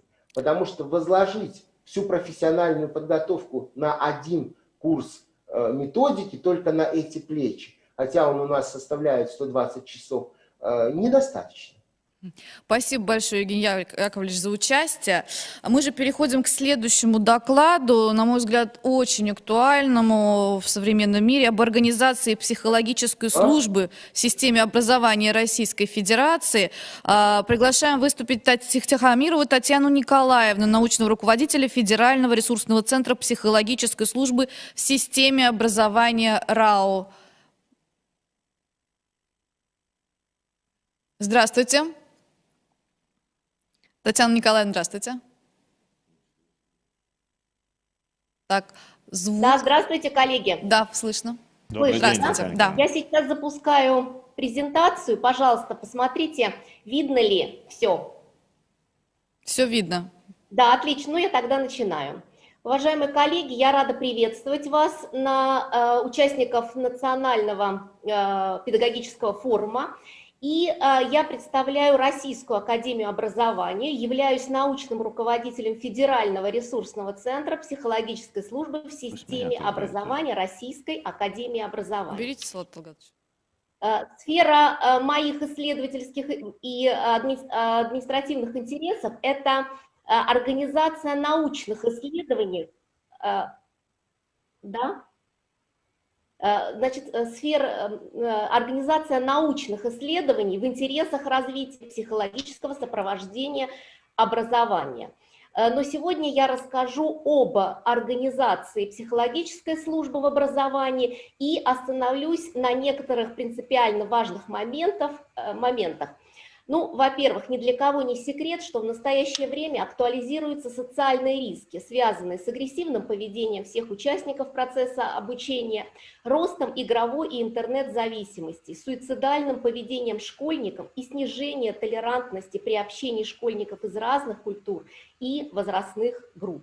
Плюс все более чаще появляются данные об увеличении детей с проблемными вариантами психического и физического развития. Очный формат в 2020 году перешел в дистанционный формат обучения в некоторых регионах и лишь добавил риски дистанционного обучения. Активно стали использоваться электронные учебники и образовательные платформы, возникла проблема качества контента. Возрос поиск информации в цифровом мире, все больше ощущается разница между цифровыми навыками родителей, учителей и обучающихся. Все отмечают информационную перегрузку и родителей, и школьников, и педагогов, и администраторов образования. Все это, несомненно, приводит к снижению физического и психического здоровья.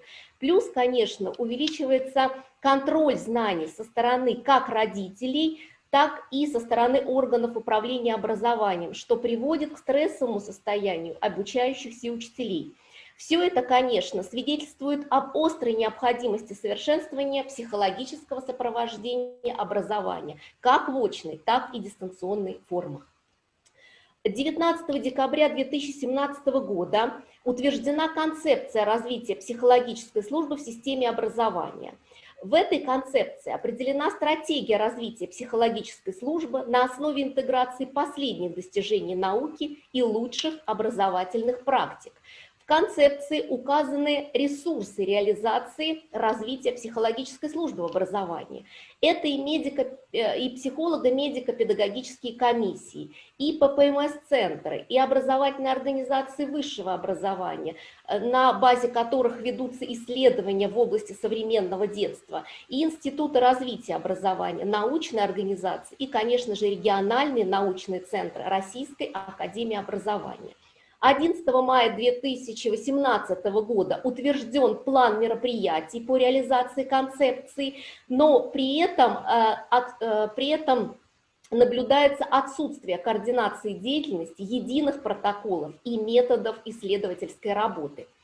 1 июля 2018 года создан Федеральный ресурсный центр психологической службы в системе образования на базе Российской академии образования.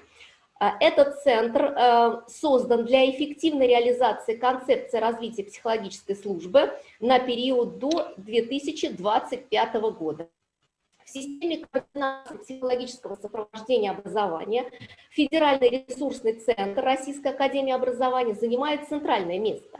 Все разработки Федерального ресурсного центра будут согласовываются с Координационным советом по развитию психологической службы в системе образования Министерства просвещения России и передаются и будут переданы федеральные округа и субъекты Российской Федерации в главным нештатным педагогам-психологам для обеспечения доступной и высококвалифицированной психологической помощи всем участникам образования. Я несколько более подробно остановлюсь на системе главных внештатных педагогов-психологов, которая действует в системе психологического сопровождения образования России. В первую очередь система возглавляется главным внештатным педагогом-психологом Министерства просвещения. Им назначен президент Российской академии образования Юрий Петрович Зинченко. Плюс работают главные внештатные педагоги-психологи в 8 федеральных округах. Эти кандидатуры утверждаются министром просвещения Российской Федерации и уже включены в состав Координационного совета по развитию психологической службы в системе образования, приказ номер 447 от 31 августа 2020 года. И, конечно же, в 85 субъектах Российской Федерации работают главные внештатные педагоги-психологи, которые утверждаются распорядительным актом органа исполнительной власти субъекта России, осуществляющего государственное управление в сфере образования, согласно письму и методических рекомендациях по вопросам организации деятельности психологической службы.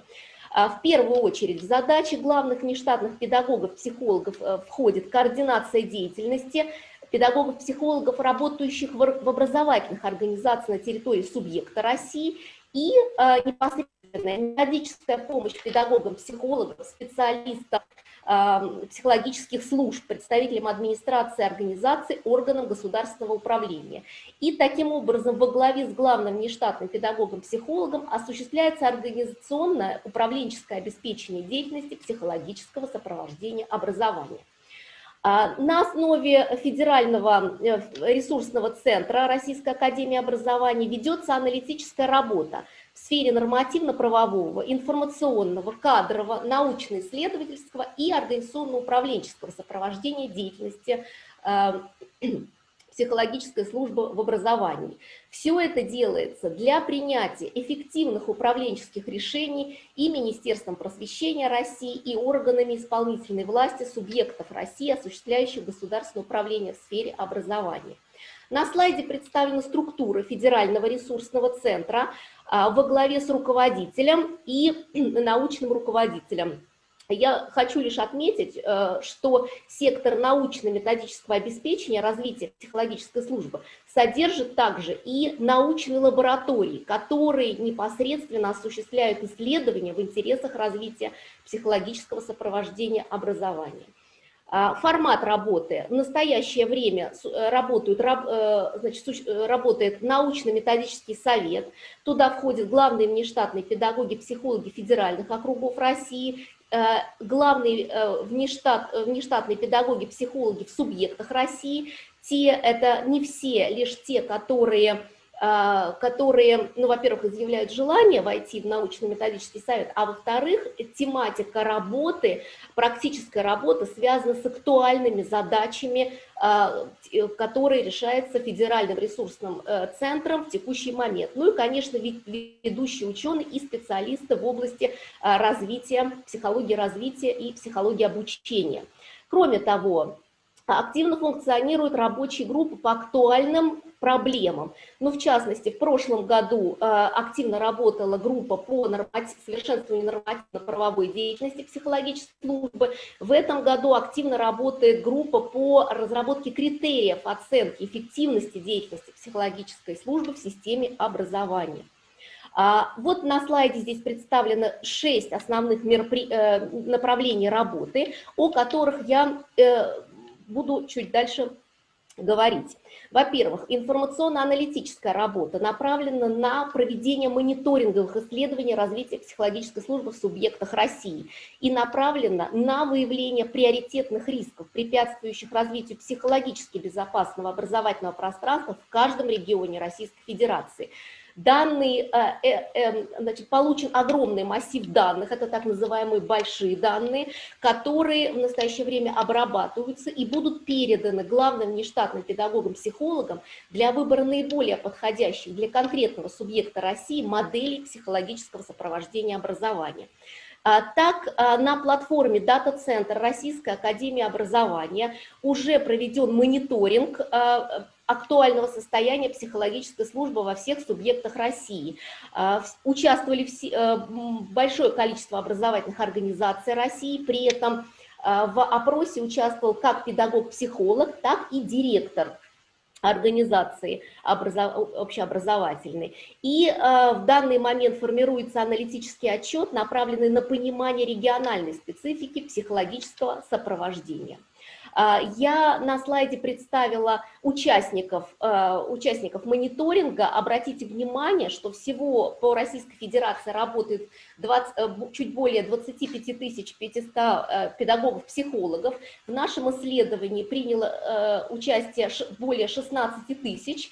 Это отличный результат. Я, пользуясь случаем, благодарю коллег, которые активно принимали участие из Приволжского федерального округа. Это более 81% педагогов-психологов, и, соответственно, благодарю органу управления образованием Приволжского федерального округа. Значит, если коротко о результатах исследования, то есть вот на слайде вы видите так называемый портрет педагога-психолога, работающих в школах Российской Федерации. Важно обратить внимание, что фактически больше 45% это являются молодые специалисты, которым нужна научно-методическая поддержка.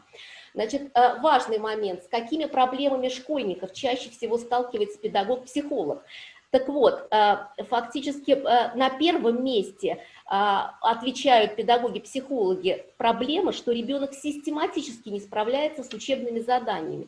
Этот факт актуализирует важность научного изучения факторов, приводящих к индивидуальным различиям в успешности школьного обучения.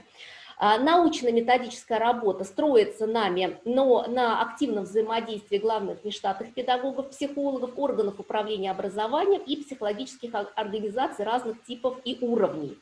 На базе Российской академии образования, на базе дата-центра создается реестр моделей и технологий психологического сопровождения и открытая ресурсная информационная база наукоемких методик психологического сопровождения. В рамках проекта, федерального проекта «Современная школа» разработаны методические рекомендации по созданию условий для психологического сопровождения обучающихся общеобразовательных организаций. Эти методические рекомендации утверждены распоряжением Минпросвещения от 30 августа 2019 года и сейчас находятся на втором этапе апробации и корректировки. В сотрудничестве с Минпросвещения России 24 марта 2020 года на базе Российской академии образования состоялось обсуждение этих методических рекомендаций, в том числе с коррекцией в плане введения дистанционного обучения вследствие сложных эпидемиологических условий 2020 года.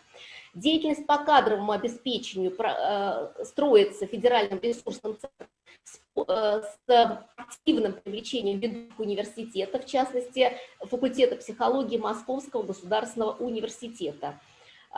И научно-исследовательская работа, то есть это сфера моей персональной ответственности. Мы занимаемся научными исследованиями для определения нормативных показателей психического развития современного российского школьника и разрабатываем научные основы для создания эффективных психодиагностических, коррекционно-развивающих и реабилитационных методов работы. Научная исследовательская деятельность строится в активном сотрудничестве с Психологическим институтом Российской академии образования и факультетом психологии Московского государственного университета. Я надеюсь, что к нам активно присоединятся коллеги из Башкирского государственного педагогического университета, и мы вместе будем участвовать в наших и популяционных, и лонгитюдных исследованиях. Значит, все эти исследования призваны ответить на вопросы учителей, которые нам постоянно задают и на выступлениях в школах, а я работаю в школе научным руководителем, и на всевозможных заседаниях и административных мероприятиях. Ну, например, как учить детей в одном классе, столь сильно различающихся друг от друга, например, по скорости реакции, или почему из двух детей на отлично обучающихся в начальной школе один продолжает учиться отлично, а другой нет. Все эти вопросы педагогов выливаются в серьезные научные проблемы, которые требуют и масштабных, серьезных, научно обоснованных решений. Ну, в частности, популяционные исследования современного детства. Суть в том, чтобы сформировать максимальный широкий охват выборки, который включает респондентов из разных регионов Российской Федерации и с разным социально-экономическим статусом. Ну вот для примера я привожу лишь данные по одной общеобразовательной организации. Посмотрите, пожалуйста, практически 20% младших школьников и 24% подростков имеют высокий уровень тревожности, эмоциональную нестабильность, что в конечном счете приводит к неспособности регулировать отрицательные эмоции. Также 21% младших школьников и 24% подростков демонстрируют низкую мотивацию к изучению математики. А что происходит в масштабах всей страны? Вот на этот вопрос должны ответить популяционные исследования, которые уже начала проводить Российская академия образования. Это так называемый общероссийский проект «Растем с Россией». И уже собрано данные у 11 тысяч школьников Ленинградской области с использованием цифровой психодиагностической платформы Российской академии образования. Второй тип проекта, который менее масштабный, но в некотором роде более информативный для российского образования, это лонгитюдные исследования, суть которых в измерении психологических и успешного обучения у одних и тех же респондентов на протяжении длительного временного периода, например, на протяжении 9 лет обязательного общего образования в школе. И только в таких рода исследованиях мы можем рассчитать индивидуальные траектории развития современного ребенка и вычислить факторы, приводящие к росту, стабилизации, снижению этих показателей. А также можем ответить на вопросы, касающиеся долгосрочных связей между развитием в раннем возрасте и успешностью в обучении и особенностями развития в более взрослых возрастах. Ну, в частности, опять-таки, с участием при организации Российской академии образования мы ведем российское лонгитюдное исследование успешности в обучении, где изучается анализ факторов формирования индивидуальных различий в школьном обучении. Все факторы изучаются в содействии и взаимодействии. И вот здесь на фотографиях вы видите, что наши дети, с которыми мы начинали 9 лет назад, они уже у нас вот выросли и закончили 9 класс. Значит, на слайде схема российского лонгитюдного исследования. Важно, что сбор данных проходит с строгим соблюдением этических принципов организации исследований в школах. Ну и тестовые задания адаптированные, надежные, компьютеризированные, удобные в использовании в условиях современной школы. Здесь будет сейчас показано, что это не быстрый процесс. В частности, дети, которые учатся вот сейчас в 1 классе, их данные, вся линейка за 11 лет будет, соответственно, только через 11 лет. А те дети, которые вновь приходят в школу, вот их исследуя, мы можем ответить на вопрос, а стали ли современные дети более быстрыми, более, я не знаю, там, эмоционально отзывчивыми или наоборот. И вот некоторые данные, которые я хочу показать, например, касаются такого показателя, как восприятие количеств без счета. Это то, на чем базируется успешность в обучении математики. И мы здесь показали, что здесь существует 2 типологии роста, развития. Дети, у которых выявлен рост этой способности, и дети, у которых не происходит динамики этого показателя. И наша с вами задача психологов понять, а какие, собственно, какие факторы образовательной среды способствуют тому, что у одних детей происходит рост этого показателя, а другие дети не демонстрируют статистически значимого роста по этому показателю.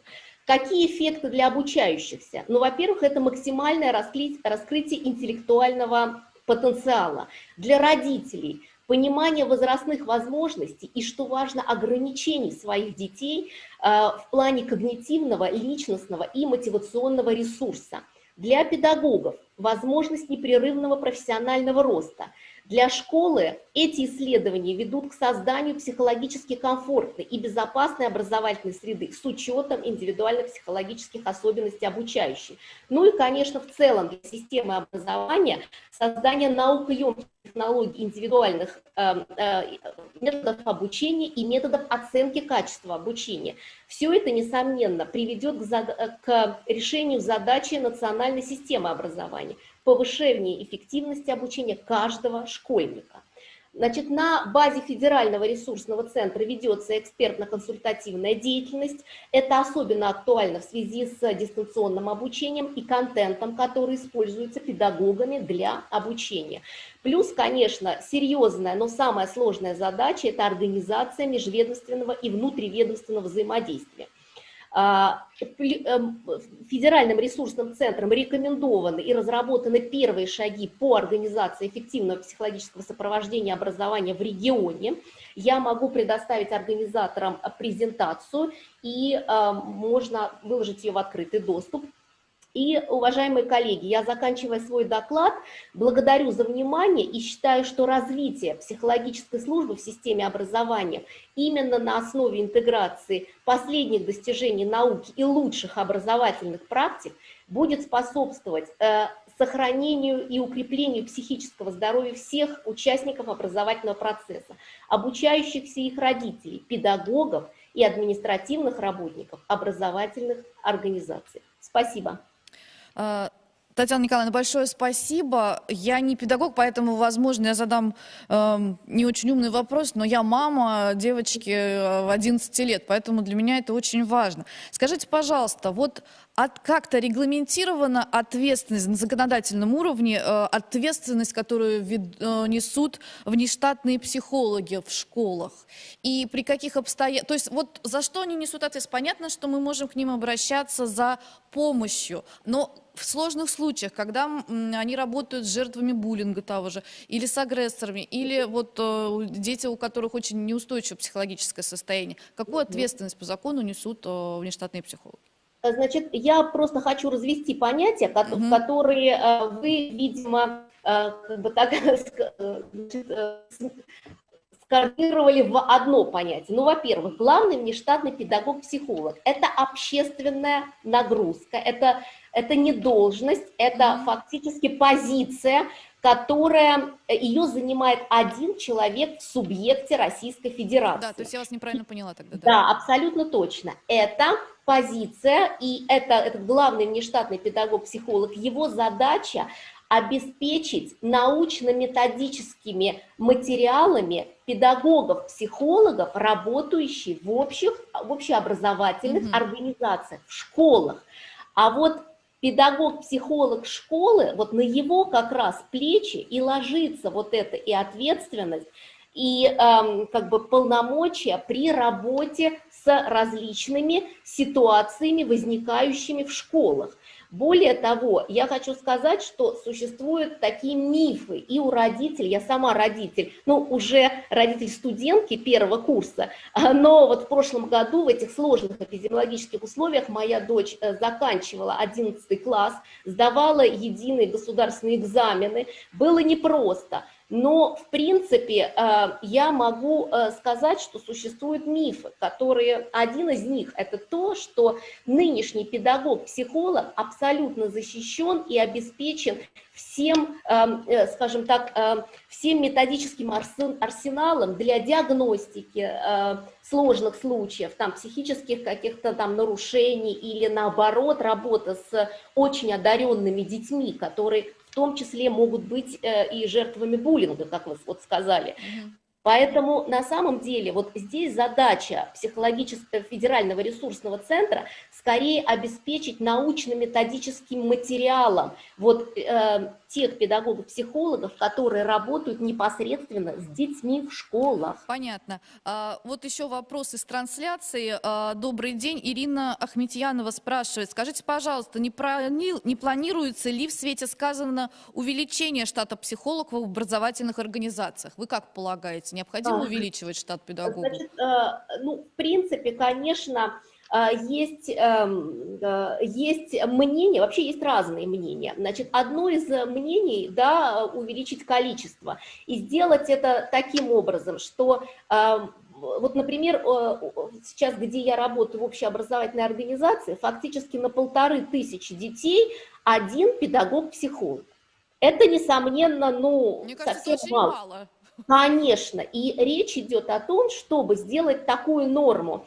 Один педагог-психолог на 500 детей начальной школы, значит, и дальше, соответственно, как бы, понимаете, есть специализация по возрастам. Кто-то, один педагог-психолог специализируется на детях, на работе с детьми младшего школьного возраста.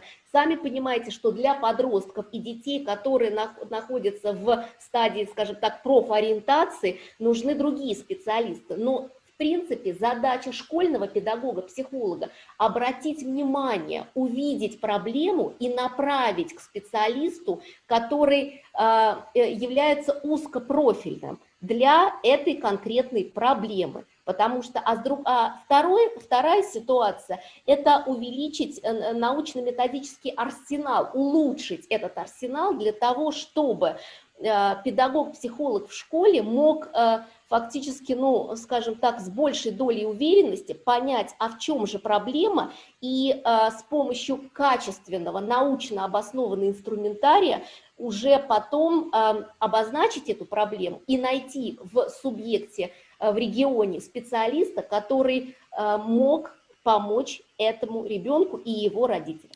Благодарю. Спасибо большое. Очень интересная была и актуальная тема, которую вы затронули. Я же хочу передать слово Калимуллину Айдару Минимансуровичу, директору Института психологии и образования Казанского федерального университета. Айдар Минимансурович, вы на связи. Здравствуйте. Да, Я вас добрый день, вижу. уважаемые коллеги. Ага. Мгм. Сейчас я включу презентацию. Ваш доклад называется «Роль исследовательских университетов в педагогическом образовании России». Опыт вашего университета, Да, так? Мгм. да. Интересно. Так, А, встать, да? Да. Сейчас, секунду. Зрителям я пока вот идет настройка, могу Да. сообщить, что у нас осталось вот 2 доклада в этой сессии. Уважаемые коллеги, добрый день. Презентация видна моя, да? Да, видно. Ага, спасибо. Ага. Я благодарю организаторов, ректора Салавата Талгатовича за такую вот возможность в нынешних условиях, когда мы очень сильно ограничены в коммуникации. И проведение, инициация таких форумов, безусловно, большое благо для системы педобразования. И особенно в том контексте, что мы имеем возможность поделиться собственным опытом, услышать опыт коллег, для того, чтобы найти какие-то удачные кейсы для своего развития. Поэтому то, что вот сегодня я услышал, мне очень интересно. Я благодарю коллег, которые выступали ранее. И то, что вот мы сейчас говорим, и это может быть залог того сотрудничества, которое наконец-то будет развиваться уже после того, как эти события пройдут, и мы вновь вступим в нормальный режим коммуникации на конференциях. Я бы хотел все-таки начать с того, что педагогическое образование в России современное находится на очередном этапе трансформации. И сейчас становится очевидным, что в России формируется такая биполярная система, и последние события вот текущего года – это выделение 33 педагогических университетов в ведение Министерства просвещения, как раз-таки, наверное, уже на государственном уровне констатирует факт, что сформировалась такая диверсифицированная система подготовки учителей в России. И при этом я бы хотел напомнить, что более 250 вузов непедагогических в настоящее время тоже готовят учителей. И численность обучающихся по обеим группам, она примерно уже одинаковая. В данном случае наш университет представляет собой вторую группу, и эта группа тоже очень разношерстная. Есть вузы, подобные Казанскому федеральному университету, которые занимают 3-е место по нашей 44-й УГНС в России. После МПГУ и РГПУ мы обучаем примерно 10 тысяч студентов и 5500 по приведенному контингенту. Есть вузы, где численность обучающихся составляет там 10 человек, и есть средние вузы, есть опорные университеты. И вот в этой массе, конечно, в университетах происходят тоже очень интересные события, процессы. Но, безусловно, я бы сегодня хотел говорить о роли вот таких крупных исследовательских университетов, потому что у нас есть своя миссия в Казанском федеральном университете, она есть у некоторых других вузов, таких как Южный федеральный университет, ряд других, и мы, наверное, тоже решаем свои задачи в области педагогического образования. В этой связи я бы хотел сказать и об угрозах, вот в другом таком контексте, для региональных вузов, которые готовят учителей. Эта дифференциация между столичными и региональными вузами существовала всегда, отрицать мы этого не будем, но сейчас она тоже имеет место быть. Ну и есть определенные угрозы, на мой взгляд, для региональных педагогических вузов. Прежде всего мы наблюдаем сейчас, наверное, отток талантливых выпускников школ в Москву и Санкт-Петербург. Это очень видно отчетливо на примере последнего мониторинга качества приема в высшие учебные заведения. Это отток преподавателей, ученых в центральные вузы, потому что возможностей для самореализации, безусловно, много, и Москва, Санкт-Петербург, другие города этих талантливых ученых принимают. И еще, наверное, одна угроза в том, что несколько лет назад коллеги из Высшей школы экономики провели исследование по развитию педагогических вузов, и речь шла о кадровом потенциале.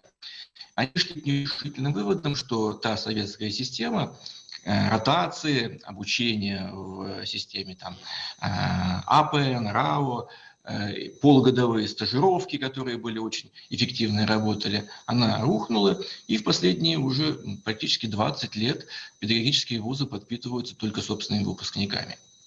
какого-то притока новой крови, да, новых идей практически не происходит. В этом тоже одна из причин, наверное, угроз потенциальной стагнации, так как вот какие-то новые веяния, они всегда для нашей системы крайне важны. Вот эти проблемы, которые, наверное, заставляют нас, регионалов, задуматься и говорить, наверное, о какой-то такой консолидированной политике, о более тесном сотрудничестве между нами. И вот в этой связи я бы хотел отметить, что и мы, и контекст моего выступления, он как раз-таки направлен на то, к коллегам из Башкирского госпуниверситета, из других вузов, что сегодня я расскажу, что мы делаем у себя, и я бы хотел к полезному сотрудничеству между различными учеными, вузами, для того, чтобы все-таки мы могли бы, наверное, вот так вместе друг друга усилить, помочь друг другу, какие-то импульсы новые придать. И потенциал Казанского федерального университета, он в этом плане полностью будет находиться тоже в вашем распоряжении. И мы, наверное, вот должны опять-таки говорить о том, что как мы должны кооперироваться и сотрудничать между собой. Даже вот, мы можем много прогнозировать в том плане, что как дальше будет развиваться ситуация. И, наверное, помните, там 2 года назад, опять-таки, инициатива Высшей школы экономики о разработке единой базы онлайн-курсов центральными вузами страны, которые будут транслироваться на региональные вузы, она тоже еще не ушла в прошлое. Да? И какое же место будут занимать это региональные вузы, педагогические вузы, вузы, которые готовят учителей в этой системе, это, конечно же, вопрос открытый, и мы должны быть готовы к потенциальному, вот такому, может быть, очень выгодному для нас развитию событий. Итак, я расскажу о кейсе Казанского федерального университета. В данном случае вообще вот наш сейчас международные коллаборации показывают, что вот, наверное, какая-то унификация, обобщение вот в нашей сфере невозможно. И вообще международный опыт свидетельствует в данном случае, наверное, об успешных кейсах в большей степени, которые показывают ту или иную лучшую практику, организационную модель. И Казанский федеральный университет в этой связи, он как раз-таки демонстрирует пример того, как после присоединения в 2011 году 2 педагогических вузов, Елабужского государственного и Татарского государственного гуманитарно-педагогического, мы очень так, болезненно, тяжело искали свою модель подготовки учителей, прошли через массу проблем, можно сказать, даже унижений со стороны университетского сообщества, так как педагогика воспринималась как вторичная отрасль в рамках такого крупного университета. В КФУ обучается примерно 50 тысяч студентов. И как вот шаг за шагом, наверное, может быть, нас запустили в эту систему, получается, но у педагогов есть очень хорошая черта, да, я говорю о преподавателях, об ученых, мы очень ответственны. В силу, наверное, своей профессии, специфики, мы очень трудолюбивы, да, в отличие, я говорю даже о физиках, химиках, математиках, мы более социально ориентированы. И вот это позволило нам в рамках большого университета занять сейчас очень достойное место.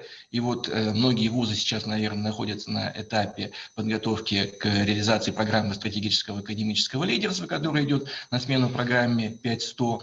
И сейчас однозначно в нашем университете ректором определены 3 приоритета – это медицина, это энергоресурсы и педагогическое образование. И вот оказаться в такой компании, а здесь вот я обращаюсь и к руководству Башкирского университета, это борьба за ресурсы, коллеги. Вы прекрасно понимаете, что, может быть, это не тщеславие, это борьба за ресурсы, когда мы получаем новые средства и становимся достаточно рентабельными.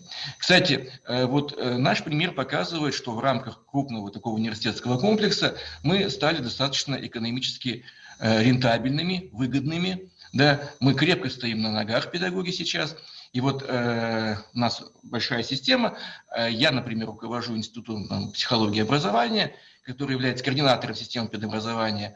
Представляю всего лишь 20% примерно блока подготовки учителей в КФУ. И для примера скажу, что доход моего института при штатной численности преподавателей 107 человек составляет 162 миллиона рублей в этом году, и 46 миллионов рублей мы получаем от науки.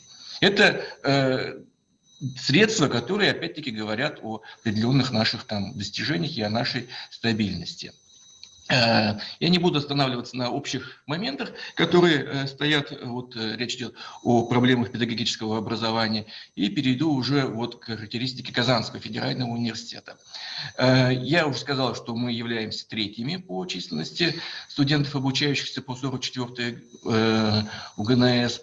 И 20% студентов Казанского федерального университета в настоящее время являются педагогами, будущими педагогами.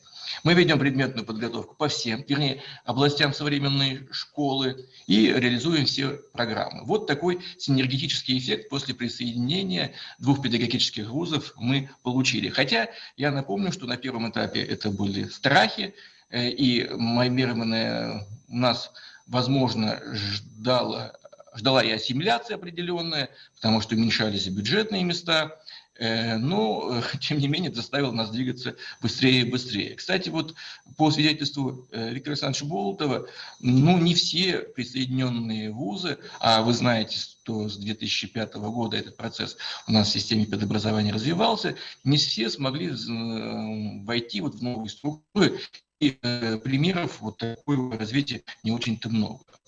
На слайде представлены данные по численности обучающихся. Это 9983 студента. И я еще добавлю, что примерно 10 тысяч, около 10 тысяч действующих учителей ежегодно проходят курсы повышения квалификации на базе нашего университета. И вот здесь бы еще обратил внимание на важность региональной поддержки. Дело в том, что по инициативе нашего ректора, академика Рау Гафурова Ильшата Равкатовича, поддержанный президентом республики, мы имеем стабильную часть республиканского заказа на повышение квалификации учителей, которая ранее выделялась Институту развития образования. Это голубая мечта, я знаю, для многих педагогических вузов, потому что отношения вот все-таки в регионах немножко иные, но после нескольких визитов президента точка была поставлена, потому что и президентом было сказано, что если не здесь повышать квалификацию учителей, то тогда где же? И вот это дает нам возможность выстроить не только систему непрерывного педагогического образования, но и достаточно, опять-таки, решать и экономические задачи, затем вновь инвестировать эти средства в образовательный процесс. Количество программ, которые мы реализуем, тоже представлено на слайде, их достаточно много. И вот в этом тоже, наверное, наша особенность в Казанском федеральном университете в том, что мы достаточно гибко и быстро меняем программу, потому что количество преподавателей, наша материально-техническая база, это позволяет делать совершенно безболезненно и тем самым поддерживать высокую востребованность программ и привлекать студентов на контрактное обучение. Что мы смогли за эти годы сделать? Да? Вот мы построили уникальную инфраструктуру педагогического образования. Я не буду там использовать каких-то там таких возвышенных слов, но если где-то есть подобное, я с удовольствием приеду изучать этот опыт. Да? То есть модель, которую мы у себя имеем, она включает все необходимые условия, сервисы для качественной подготовки учителя. Это сейчас признается на международном уровне. Я, кстати, отмечу, что Казанский федеральный университет является единственным университетом в России, странах СНГ и Восточной Европе, который входит в число 100 лучших университетов мира в предметной области образования рейтинга Times Higher Education. Мы в этом году вошли второй раз, подтвердили, что этот вход не случайный, но эта область называется Education, образование, а если вычленить из нее Teacher Education, то, на чем мы сейчас специализируемся, мы, наверное, конечно, были бы уже и в числе 50. И это признается зарубежными экспертами, то, что мы смогли создать в рамках крупного университета, получая ресурсы, подпитываясь от него. Это, конечно же, уникальный пример. Сейчас несколько книг уже на выходе в крупнейших издательствах, там Тейлор и Фрэнсис, Эльзиир, там и другие, которые наш опыт описывают. Просто в качестве маленького штриха скажу, что наша исследовательская ориентированность позволила создать, включить в состав университета несколько собственных школ. Это не базовые школы, это школы, которые являются структурными подразделениями, причем они все настроены не только на экспериментальную работу, на научные исследования, на апробацию результатов наших исследований, но они и настроены на практическую подготовку наших студентов. Все они разные. Например, у нас есть IT-лицей-интернат, у нас есть лицей Лобачевского, они входят в топ-100 лучших школ России по качеству образовательного процесса.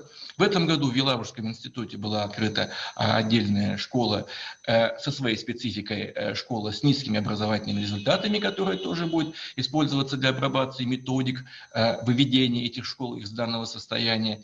И вот мы буквально на пороге открытия собственного детского сада для детей с расстройствами аутистического спектра, где вместе с коллегами из медицинского блока у нас намечена и из зарубежных стран, безусловно, намечена очень большая программа деятельности. Директора этих школ являются одновременно, и многие педагоги являются преподавателями в нашем педагогическом блоке. И вот это позволяет не только там сотрудничать, но и буквально выстраивать политику в той или иной области. Что касается детского сада, то опять-таки отмечу поддержку президента Республики Татарстан Рустама Нургалиевича Минниханова, который при данном объеме финансирования примерно в 6-7 миллионов рублей выделил ежегодную сумму финансирования в 23 миллиона рублей на данный детский сад, для того, чтобы мы полностью были обеспечены всеми необходимыми кадрами в области медицины, психиатрии и так далее. Проблема очень серьезная, и я думаю, что вот это опять-таки один из атрибутов того исследовательского университета, о котором я говорил. И вот сегодня говорилось о сотрудничестве с Российской академией образования. Это тоже очень такой большой стимул. Я знаю, что и на базе Башкирского госпуниверситета действует центр, и мы активно работаем, и Юрий Петрович Синченко, другие коллеги неоднократно бывали у нас. И вот это и тот форум, который мы ежегодно проводим, ИФТ вместе, это тоже один из важных инструментов, который мотивирует нас и поддерживает нас в научно-исследовательской работе. Что касается нашей организационной структуры, сегодня присутствуют и зарубежные коллеги, я бы хотел сказать, что мы создали собственную структуру педагогического образования. Она строится на том, она распределенная. То есть, во-первых, у нас есть традиционная модель, которая реализуется в Елабуге, мы ее не меняли, но в Елабугу было влито очень много средств, да? И сейчас вот тот комплекс, который мы имеем, а я был ректором этого университета до последней и прекрасно знаю об экономических проблемах небольших вузов, то сейчас это такой очень хорошо, стабильно стоящий на ногах институт. А в Казани мы создали распределенную модель подготовки учителей, когда педагогические отделения либо кафедры созданы в составе нескольких институтов, и за счет этого мы заметно повысили предметную подготовку, что особенно важно в области естественных наук. И наши будущие учителя, например, математики, обучаются по многим курсам вместе с классическими математиками, лекции читают им ведущие ученые. Это большая проблема, потому что хороших ученых много быть и не может в вузах. Да? То есть это позволяет нам очень так концентрированно, опять-таки, создавать выгоды для подготовки учителей. Координирует всю эту систему Институт психологии и образования, где проходит психолого-педагогическая подготовка, и после этапа бакалавриата все уже бакалавры, они вливаются в единый центр педагогической магистратуры, который тоже создан на базе нашего института. Это тоже новшество, которое позволяет нам достаточно гибко работать с программами педагогической магистратуры. Цикл программы у нас в основном 2-3 года, и если там программа становится невостребованной, мы легко ее меняем, ну и к тому же это позволяет нам достичь очень хорошего оптимального распределения нагрузки, потому что 40% учебных планов, они унифицированы, это дает нам возможность сэкономить на данном этапе, а затем усилить индивидуализацию обучения и таким образом опять-таки создать и систему единого контроля качества, что, наверное, очень затруднено при традиционной модели магистратуры, когда магистерские программы прикреплены к кафедрам, и это создает некоторую разобщенность. Ну и далее вот как раз-таки вот эта система, она выстроена, она работает и, наверное, позволяет нам двигаться вперед. В чем проявился наш еще исследовательский компонент? Дело в том, что когда в 2013 году Казанский федеральный университет вошел в проект 5.100, а он был направлен на повышение международной конкурентоспособности, к нашему удивлению, наш ректор выдвинул нас, так, может быть, авансом в число 4 приоритетов Казанского федерального университета. И вот шаг за шагом, получая, опять-таки, я говорю о ресурсах, которые мы получали из проекта 5.100, мы смогли выстроить очень такую хорошую инфраструктуру. Ну и сейчас, если мы говорим о цифровом образовании, я не буду говорить, лучше один раз увидеть, чем 100 раз услышать, поэтому в мае мы проводим ИФТ 2021, и традиционно коллеги из многих вузов, в том числе и Башкирского педуниверситета, они приезжают к нам. И вот задачу, главную задачу программы повышения конкурентоспособности в рамках нашей стратегической академической единицы «Учитель 21 века» мы выполнили и вошли вот так поэтапно в топ-100.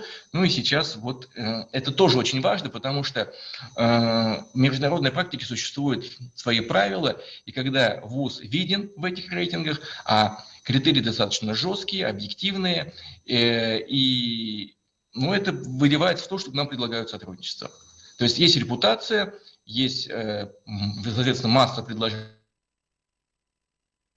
войти там и в Erasmus+, там другие программы, сетевые исследования, и все это так накопительно вырастает в публикации, в гранты, в сотрудничество там и так далее, и так далее. Поэтому вот представлено и внизу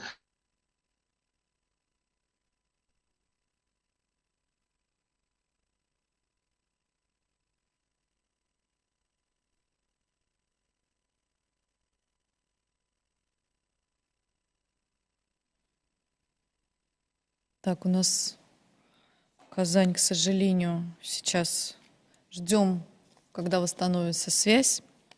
Пока. Очень интересный доклад. Я, честно говоря, не знала, что КФУ — это участник проекта 5.100. Вот. Ну что, будем ждать? Нету, да? Ну, давайте еще буквально 30 секунд ждем. Если связь не наладится, тогда мы перейдем к заключительному докладу на этой пленарной сессии. Тогда продолжаем нашу пленарку. Заключительный доклад профессора кафедры международных коммуникаций Казахского университета международных отношений и мировых языков имени Абылай хана Кульгильдинова Тулебике Алимжановна. Вы нас слышите? Здравствуйте, вы в эфире. Здравствуйте. Здравствуйте, Я у вас вас слышу. прекрасно. Угу. Приветствую всех спикеров этого форума. Спасибо. Интересного. И хотелось бы сказать, что наш Казахский университет международных отношений мировых языков имени Абылай хана раньше был педагогическим институтом, Алматинским педагогическим институтом иностранных языков. А теперь мы называемся вот таким образом, и имя нам дали и Абылай хана, наверное, не случайно, поскольку этот хан был еще, помимо всего, и полиглотом, и дипломатом. Поэтому приступлю к своему выступлению. Деятельность Казахского университета мировых языков, международных отношений имени Абылай хана осуществляется в общем русле стратегического развития и модернизации системы высшего профессионального образования Республики Казахстан. Она направлена на формирование конкурентоспособной и адекватной международным стандартам национальной модели образования. В условиях международного признания уровня социально-экономических достижений суверенного Казахстана и расширяющегося диапазона международного сотрудничества республики в современном открытом взаимосвязанном мире, наш университет видит свою миссию в обеспечении международно адекватного качества подготовки профессионально-иноязычных кадров для широкого спектра образовательно-гуманитарных, международно-интеграционных, межкультурно-коммуникативных сфер взаимодействия страны в глобализирующем мире.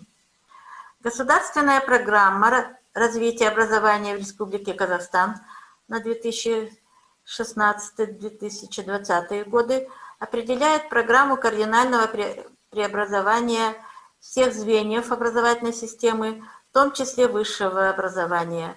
В качестве одной из целей модернизации обозначено совершенствование структуры содержания образования на основе отечественных традиций, мирового опыта и принципов устойчивого развития. Министерство образования страны ставит перед вузами задачу управлять деятельностью групп с помощью проектов. И поэтому в качестве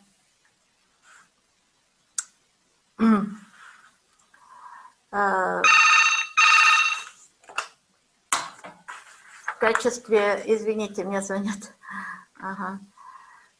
задач для страны определены создание условий для интеграции современных педагогических технологий в высшей школы и новейших научных знаний для развития приоритетных секторов экономики в соответствии с государственными программами, объединение материально-технических, информационных и кадровых ресурсов для обеспечения подготовки высококвалифицированных специалистов, бакалавров, магистров и докторантов.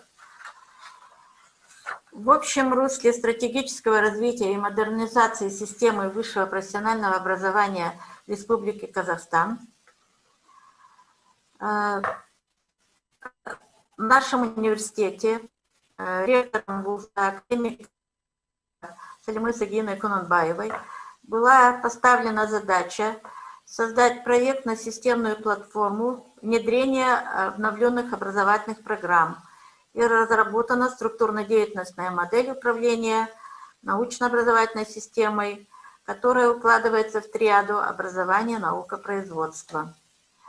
Это мы еще сидим на первом слайде. Первые стратегические задачи мы обозначили. И это второй слайд как раз-таки отражает третий слайд, да? Вы мне не поменяли. Тогда четвертый сделать? Да, правильно, вызовы. Да, вызовы и проблемы, которые стоят перед всеми вузами. Сегодня перед нами стоит задача такая, что молодых квалифицированных кадров для чтения лекций не так много, поскольку Казахстан отказался от системы старой подготовки докторов, и поэтому мы работаем только в системе PhD. А требования для того, чтобы утверждать таких докторов PhD, получается, с каждым годом усложняют из-за того, что не хватает этих статей с импакт-фактором, что статьи недостаточно имеют высокий импакт-фактор, поэтому создаются вот эти ножницы. Потом уровень навыков казахстанских преподавателей по преподаванию на английском языке тоже не всегда на должном уровне высоком. И это тоже, хотя это не касается нашего университета, но по стране такая проблема существует. Дальше недостаточно интенсивно обновляются передаваемые знания, тоже есть какие-то такие проблемы, как и везде. И отсутствуют внутренние механизмы измерения качества обучения, успешности студентов и процедур по его улучшению. Тогда вот вернитесь теперь тому слайду, да, как мы эти проблемы решаем. Значит, нам сейчас нужны, или кто нам интересен, это молодые ученые и команды с высоким потенциалом. Поэтому идет такое широкое привлечение ученых из университетов России, Европы, Китая, конечно, и Японии, поскольку в нашем университете есть и восточные языки. Вот. По всему Казахстану требуют, чтобы администраторы были из зарубежных университетов. Сейчас в Алмате есть 2 университета, где ректорами являются представители Польши. Вот, конечно, есть определенные проблемы с этим. Ну, а как ожидаемый результат, что это даст? Это дает сформированность критической массы англоязычных образовательных программ и связь науки с производством. Я уже указывала, что это важная триада в наших стратегических ориентирах: образование, наука и производство. Требуют, конечно же, ученых с индексом Хирша. Сегодня и диссоветы так формируются с индексом. Ученые должны быть обязательно с индексом Хирша в составе диссертационного совета, иначе его не откроют.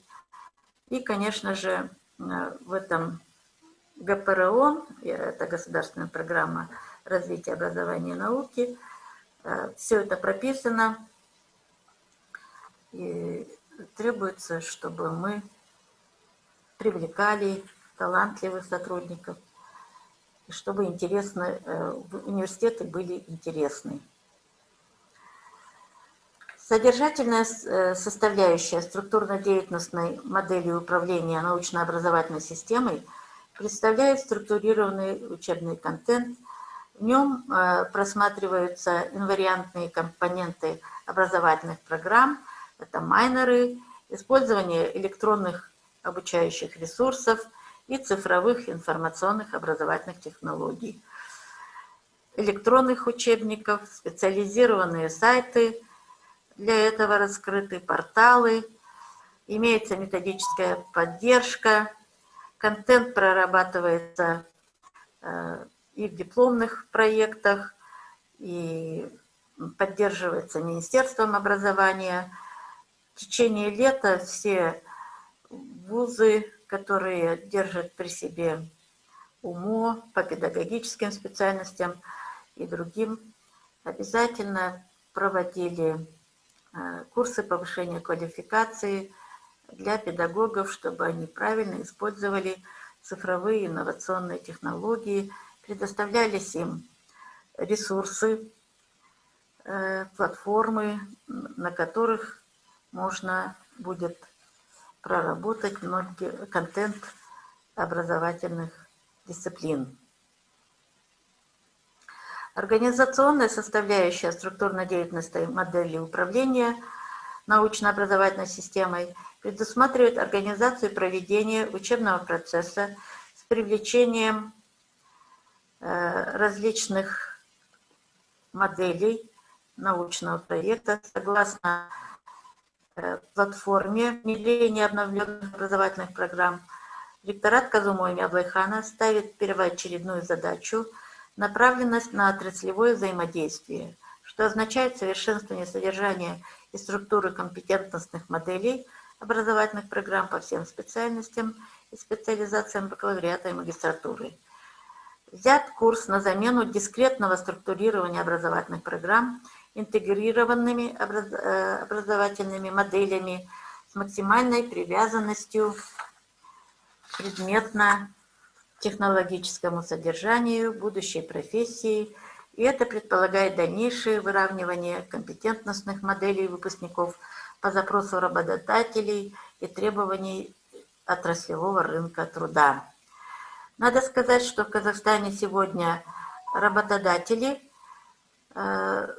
имеют право голоса на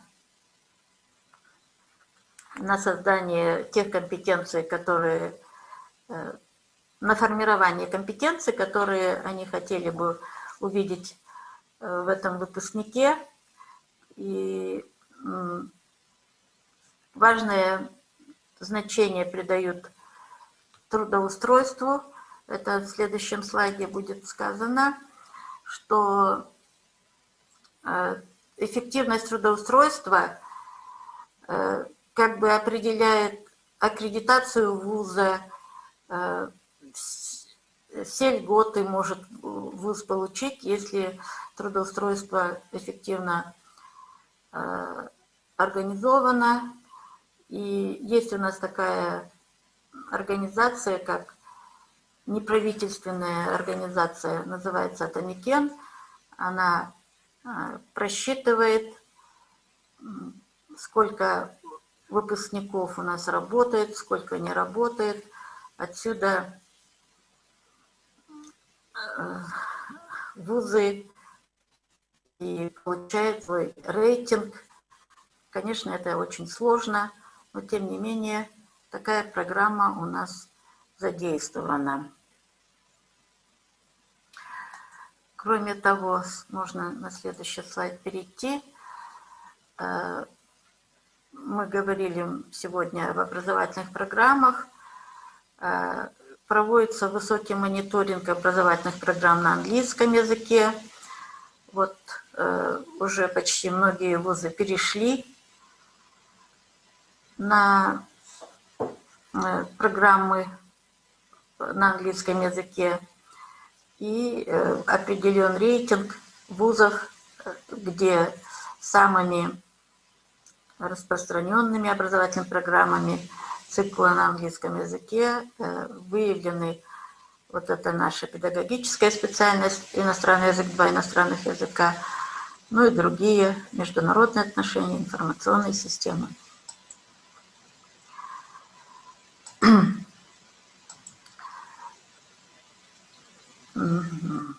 В стратегических ориентирах важное значение придают установлению партнерства с зарубежными вузами, партнерами. И, как вы видите,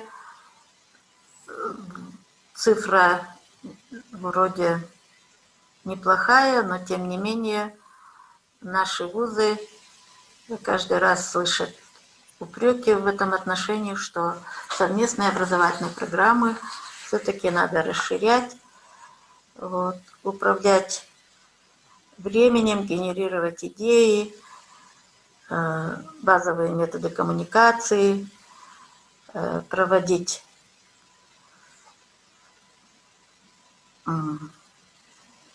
также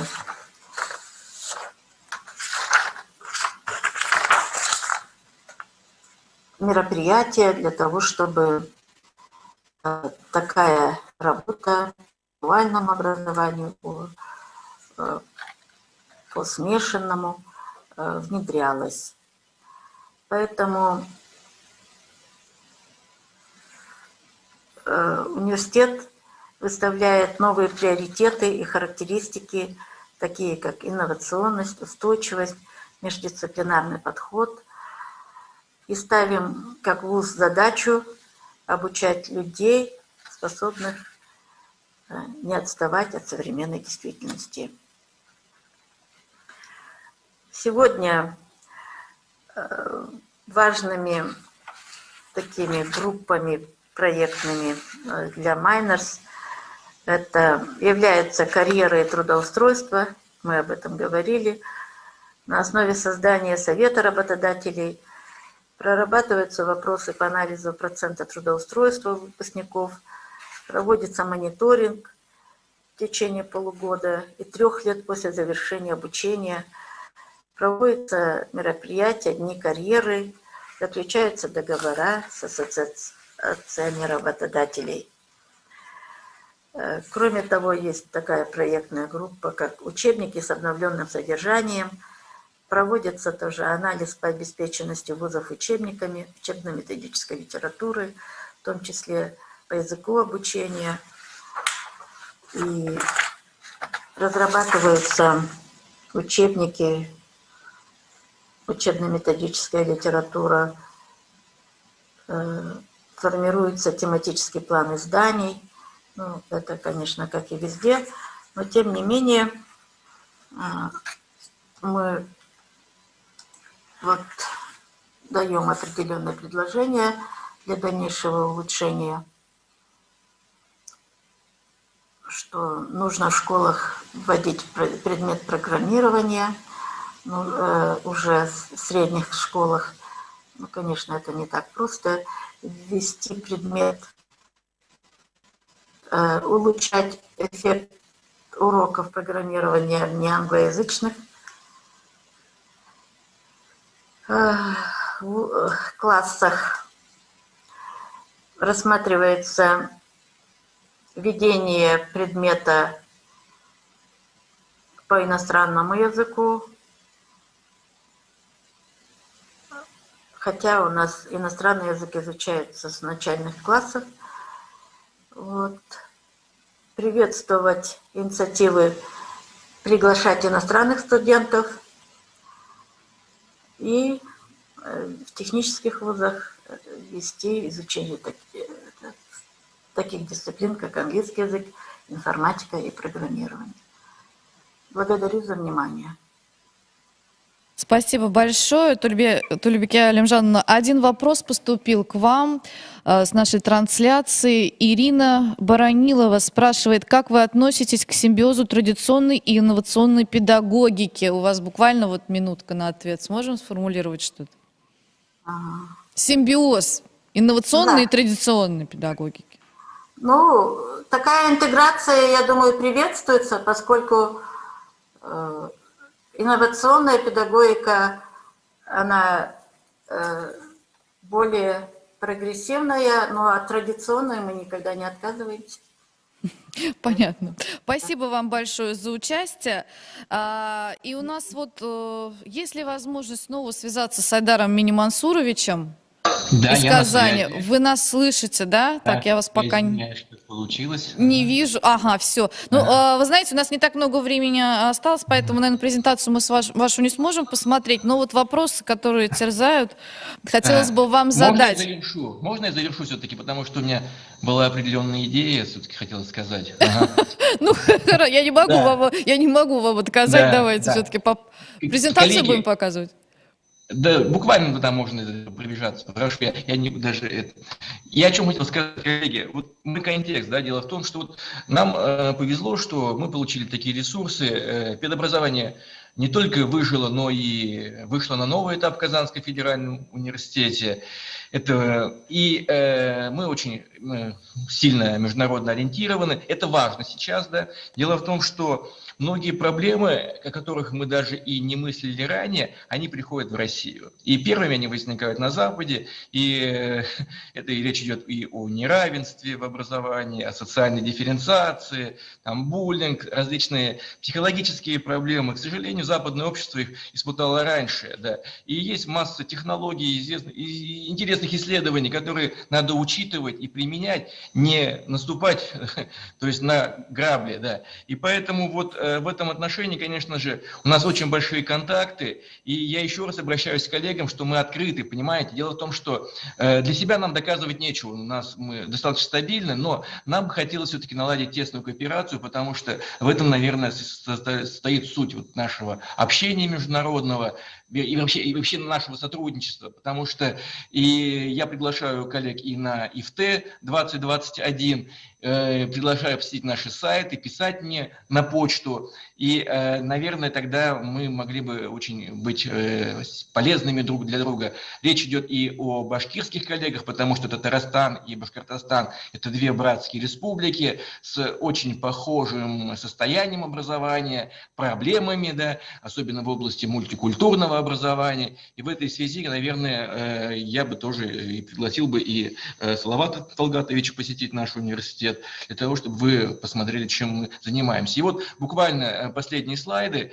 Это тренды в подготовке учителей, которые сейчас развиваются в мире. Мы пытаемся им соответствовать. У нас создано несколько исследовательских групп. В настоящее время у нас работает в институте 24 исследовательские международные группы с зарубежными партнерами из самых разных университетов мира. И вот то, что сейчас происходит в мире, мы пытаемся привнести в Россию в области науки, а в свою очередь то, что мы делаем, мы пытаемся показать за рубежом. И вот здесь надо отдать, честно сказать, что российская современная педагогика, педагогическое образование практически неизвестно за рубежом. К сожалению, многие там публикации касаются 90-х, нулевых годов, когда мы имели очень сложную экономическую ситуацию. Это неправильно.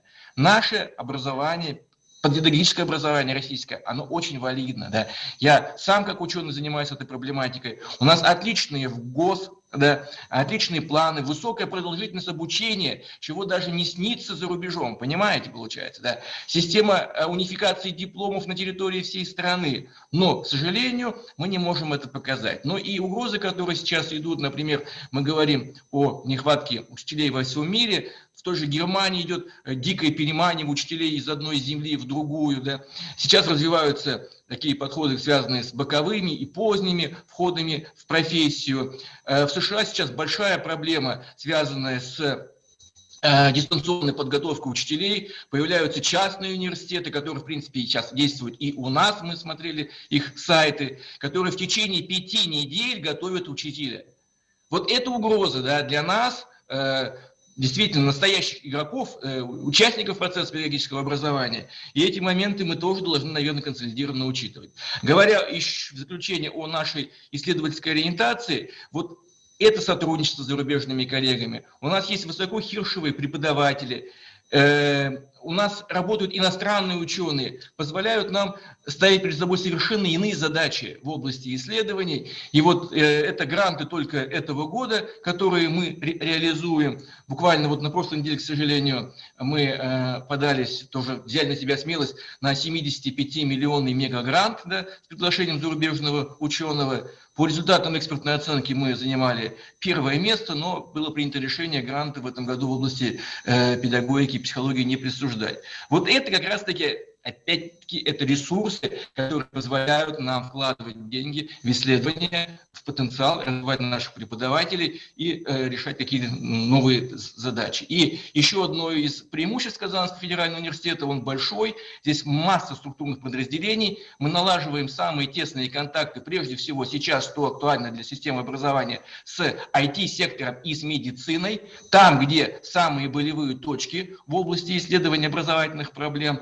И вот эти совместные гранты, которые мы также и, это нормальный процесс, наверное, из 3 заявок выигрывается только 1, но тем не менее преподаватели в эти грантовые движения вовлечены, и вот сейчас мы ждем еще там новый такой грант. Я приглашаю, наверное, коллег из Башкирского госпедуниверситета, мы будем заинтересованы в эмпирической базе. Это технология комплексной экспертизы школьного климата в контексте культурного многообразия. Это 32 миллиона на 4 года каждый год получается, да, и если такие гранты будут выиграны, мы, коллеги, заинтересованы в самом тесном сотрудничестве. Поэтому вот на этой ноте я хочу завершить и пригласить всех вас к сотрудничеству для того, чтобы мы смогли педагогическое образование сделать более эффективным. Спасибо. Спасибо большое, Дармин Мансурович. Вот сейчас нас один из проректоров слушал Башкирского педагогического вуза, активно кивает головой, будет сотрудничать 100%. Очень интересно.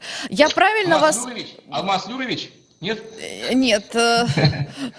Наталья Викторовна, скажите, пожалуйста, вот я правильно вас понимаю, что теперь для того, чтобы вуз был успешен с экономической точки зрения, он должен забыть о том, что такое скромность, скромность в данном случае недостоинство, и как можно быть, чтобы он был более заметен на российской и международной арене. Это раз, правильно? И участвовать в грантах. А вы можете еще какие-то инструменты привлечения внешнего финансирования для педвузов подсказать?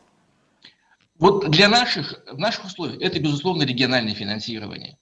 И вот, То есть, именно чтобы регионы поддерживали, региональное финансирование, да, мы имеем в республике. Вы знаете, что у нас масса называется программа изучения татарского языка, и обучение полилингвальных студентов. В настоящее время примерно 500 студентов в Казанском федеральном университете учатся за счет средств регионального бюджета. Это учителя для полилингвальных школ, да, и не это ли реальная поддержка? Но еще есть один важный момент, к которому, наверное, мы рано или поздно придем. Да?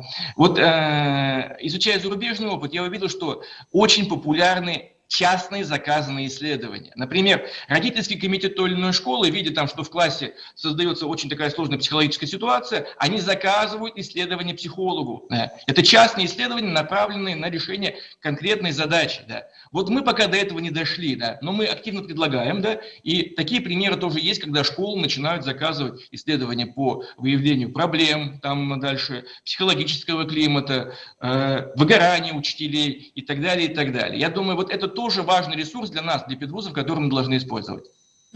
Спасибо большое. Ну и заключительный вопрос, он, наверное, провокационный. Вы как сами считаете, будущее за отдельными педагогическими вузами, как единица боевой, или все-таки нас ждет интеграция педагогического направления в большие образовательные структуры?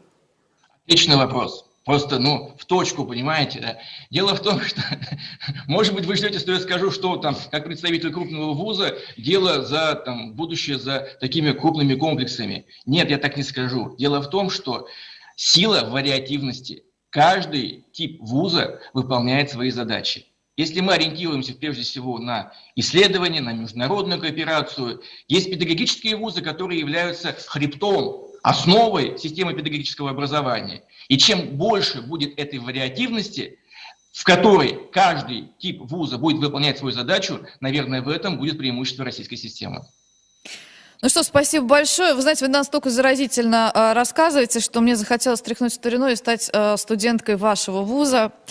И ездить вроде как недалеко, всего 600 километров. В общем, очень большое вам спасибо за участие в нашей конференции. Спасибо, обязательно постараемся быть. На этом я благодарю всех участников за выступление. Наше пленарное заседание завершено. А зрителям я напоминаю о том, что сегодня в 14:00 по уфимскому времени мы приглашаем вас на встречу здесь же, на YouTube-трансляции, на заседании Международной научно-практической онлайн-конференции «Духовный мир мусульманских народов, гуманистическое наследие просветителей в науке, культуре и образовании». Это будет старт 15-х акмулинских чтений. До встречи в 14:00.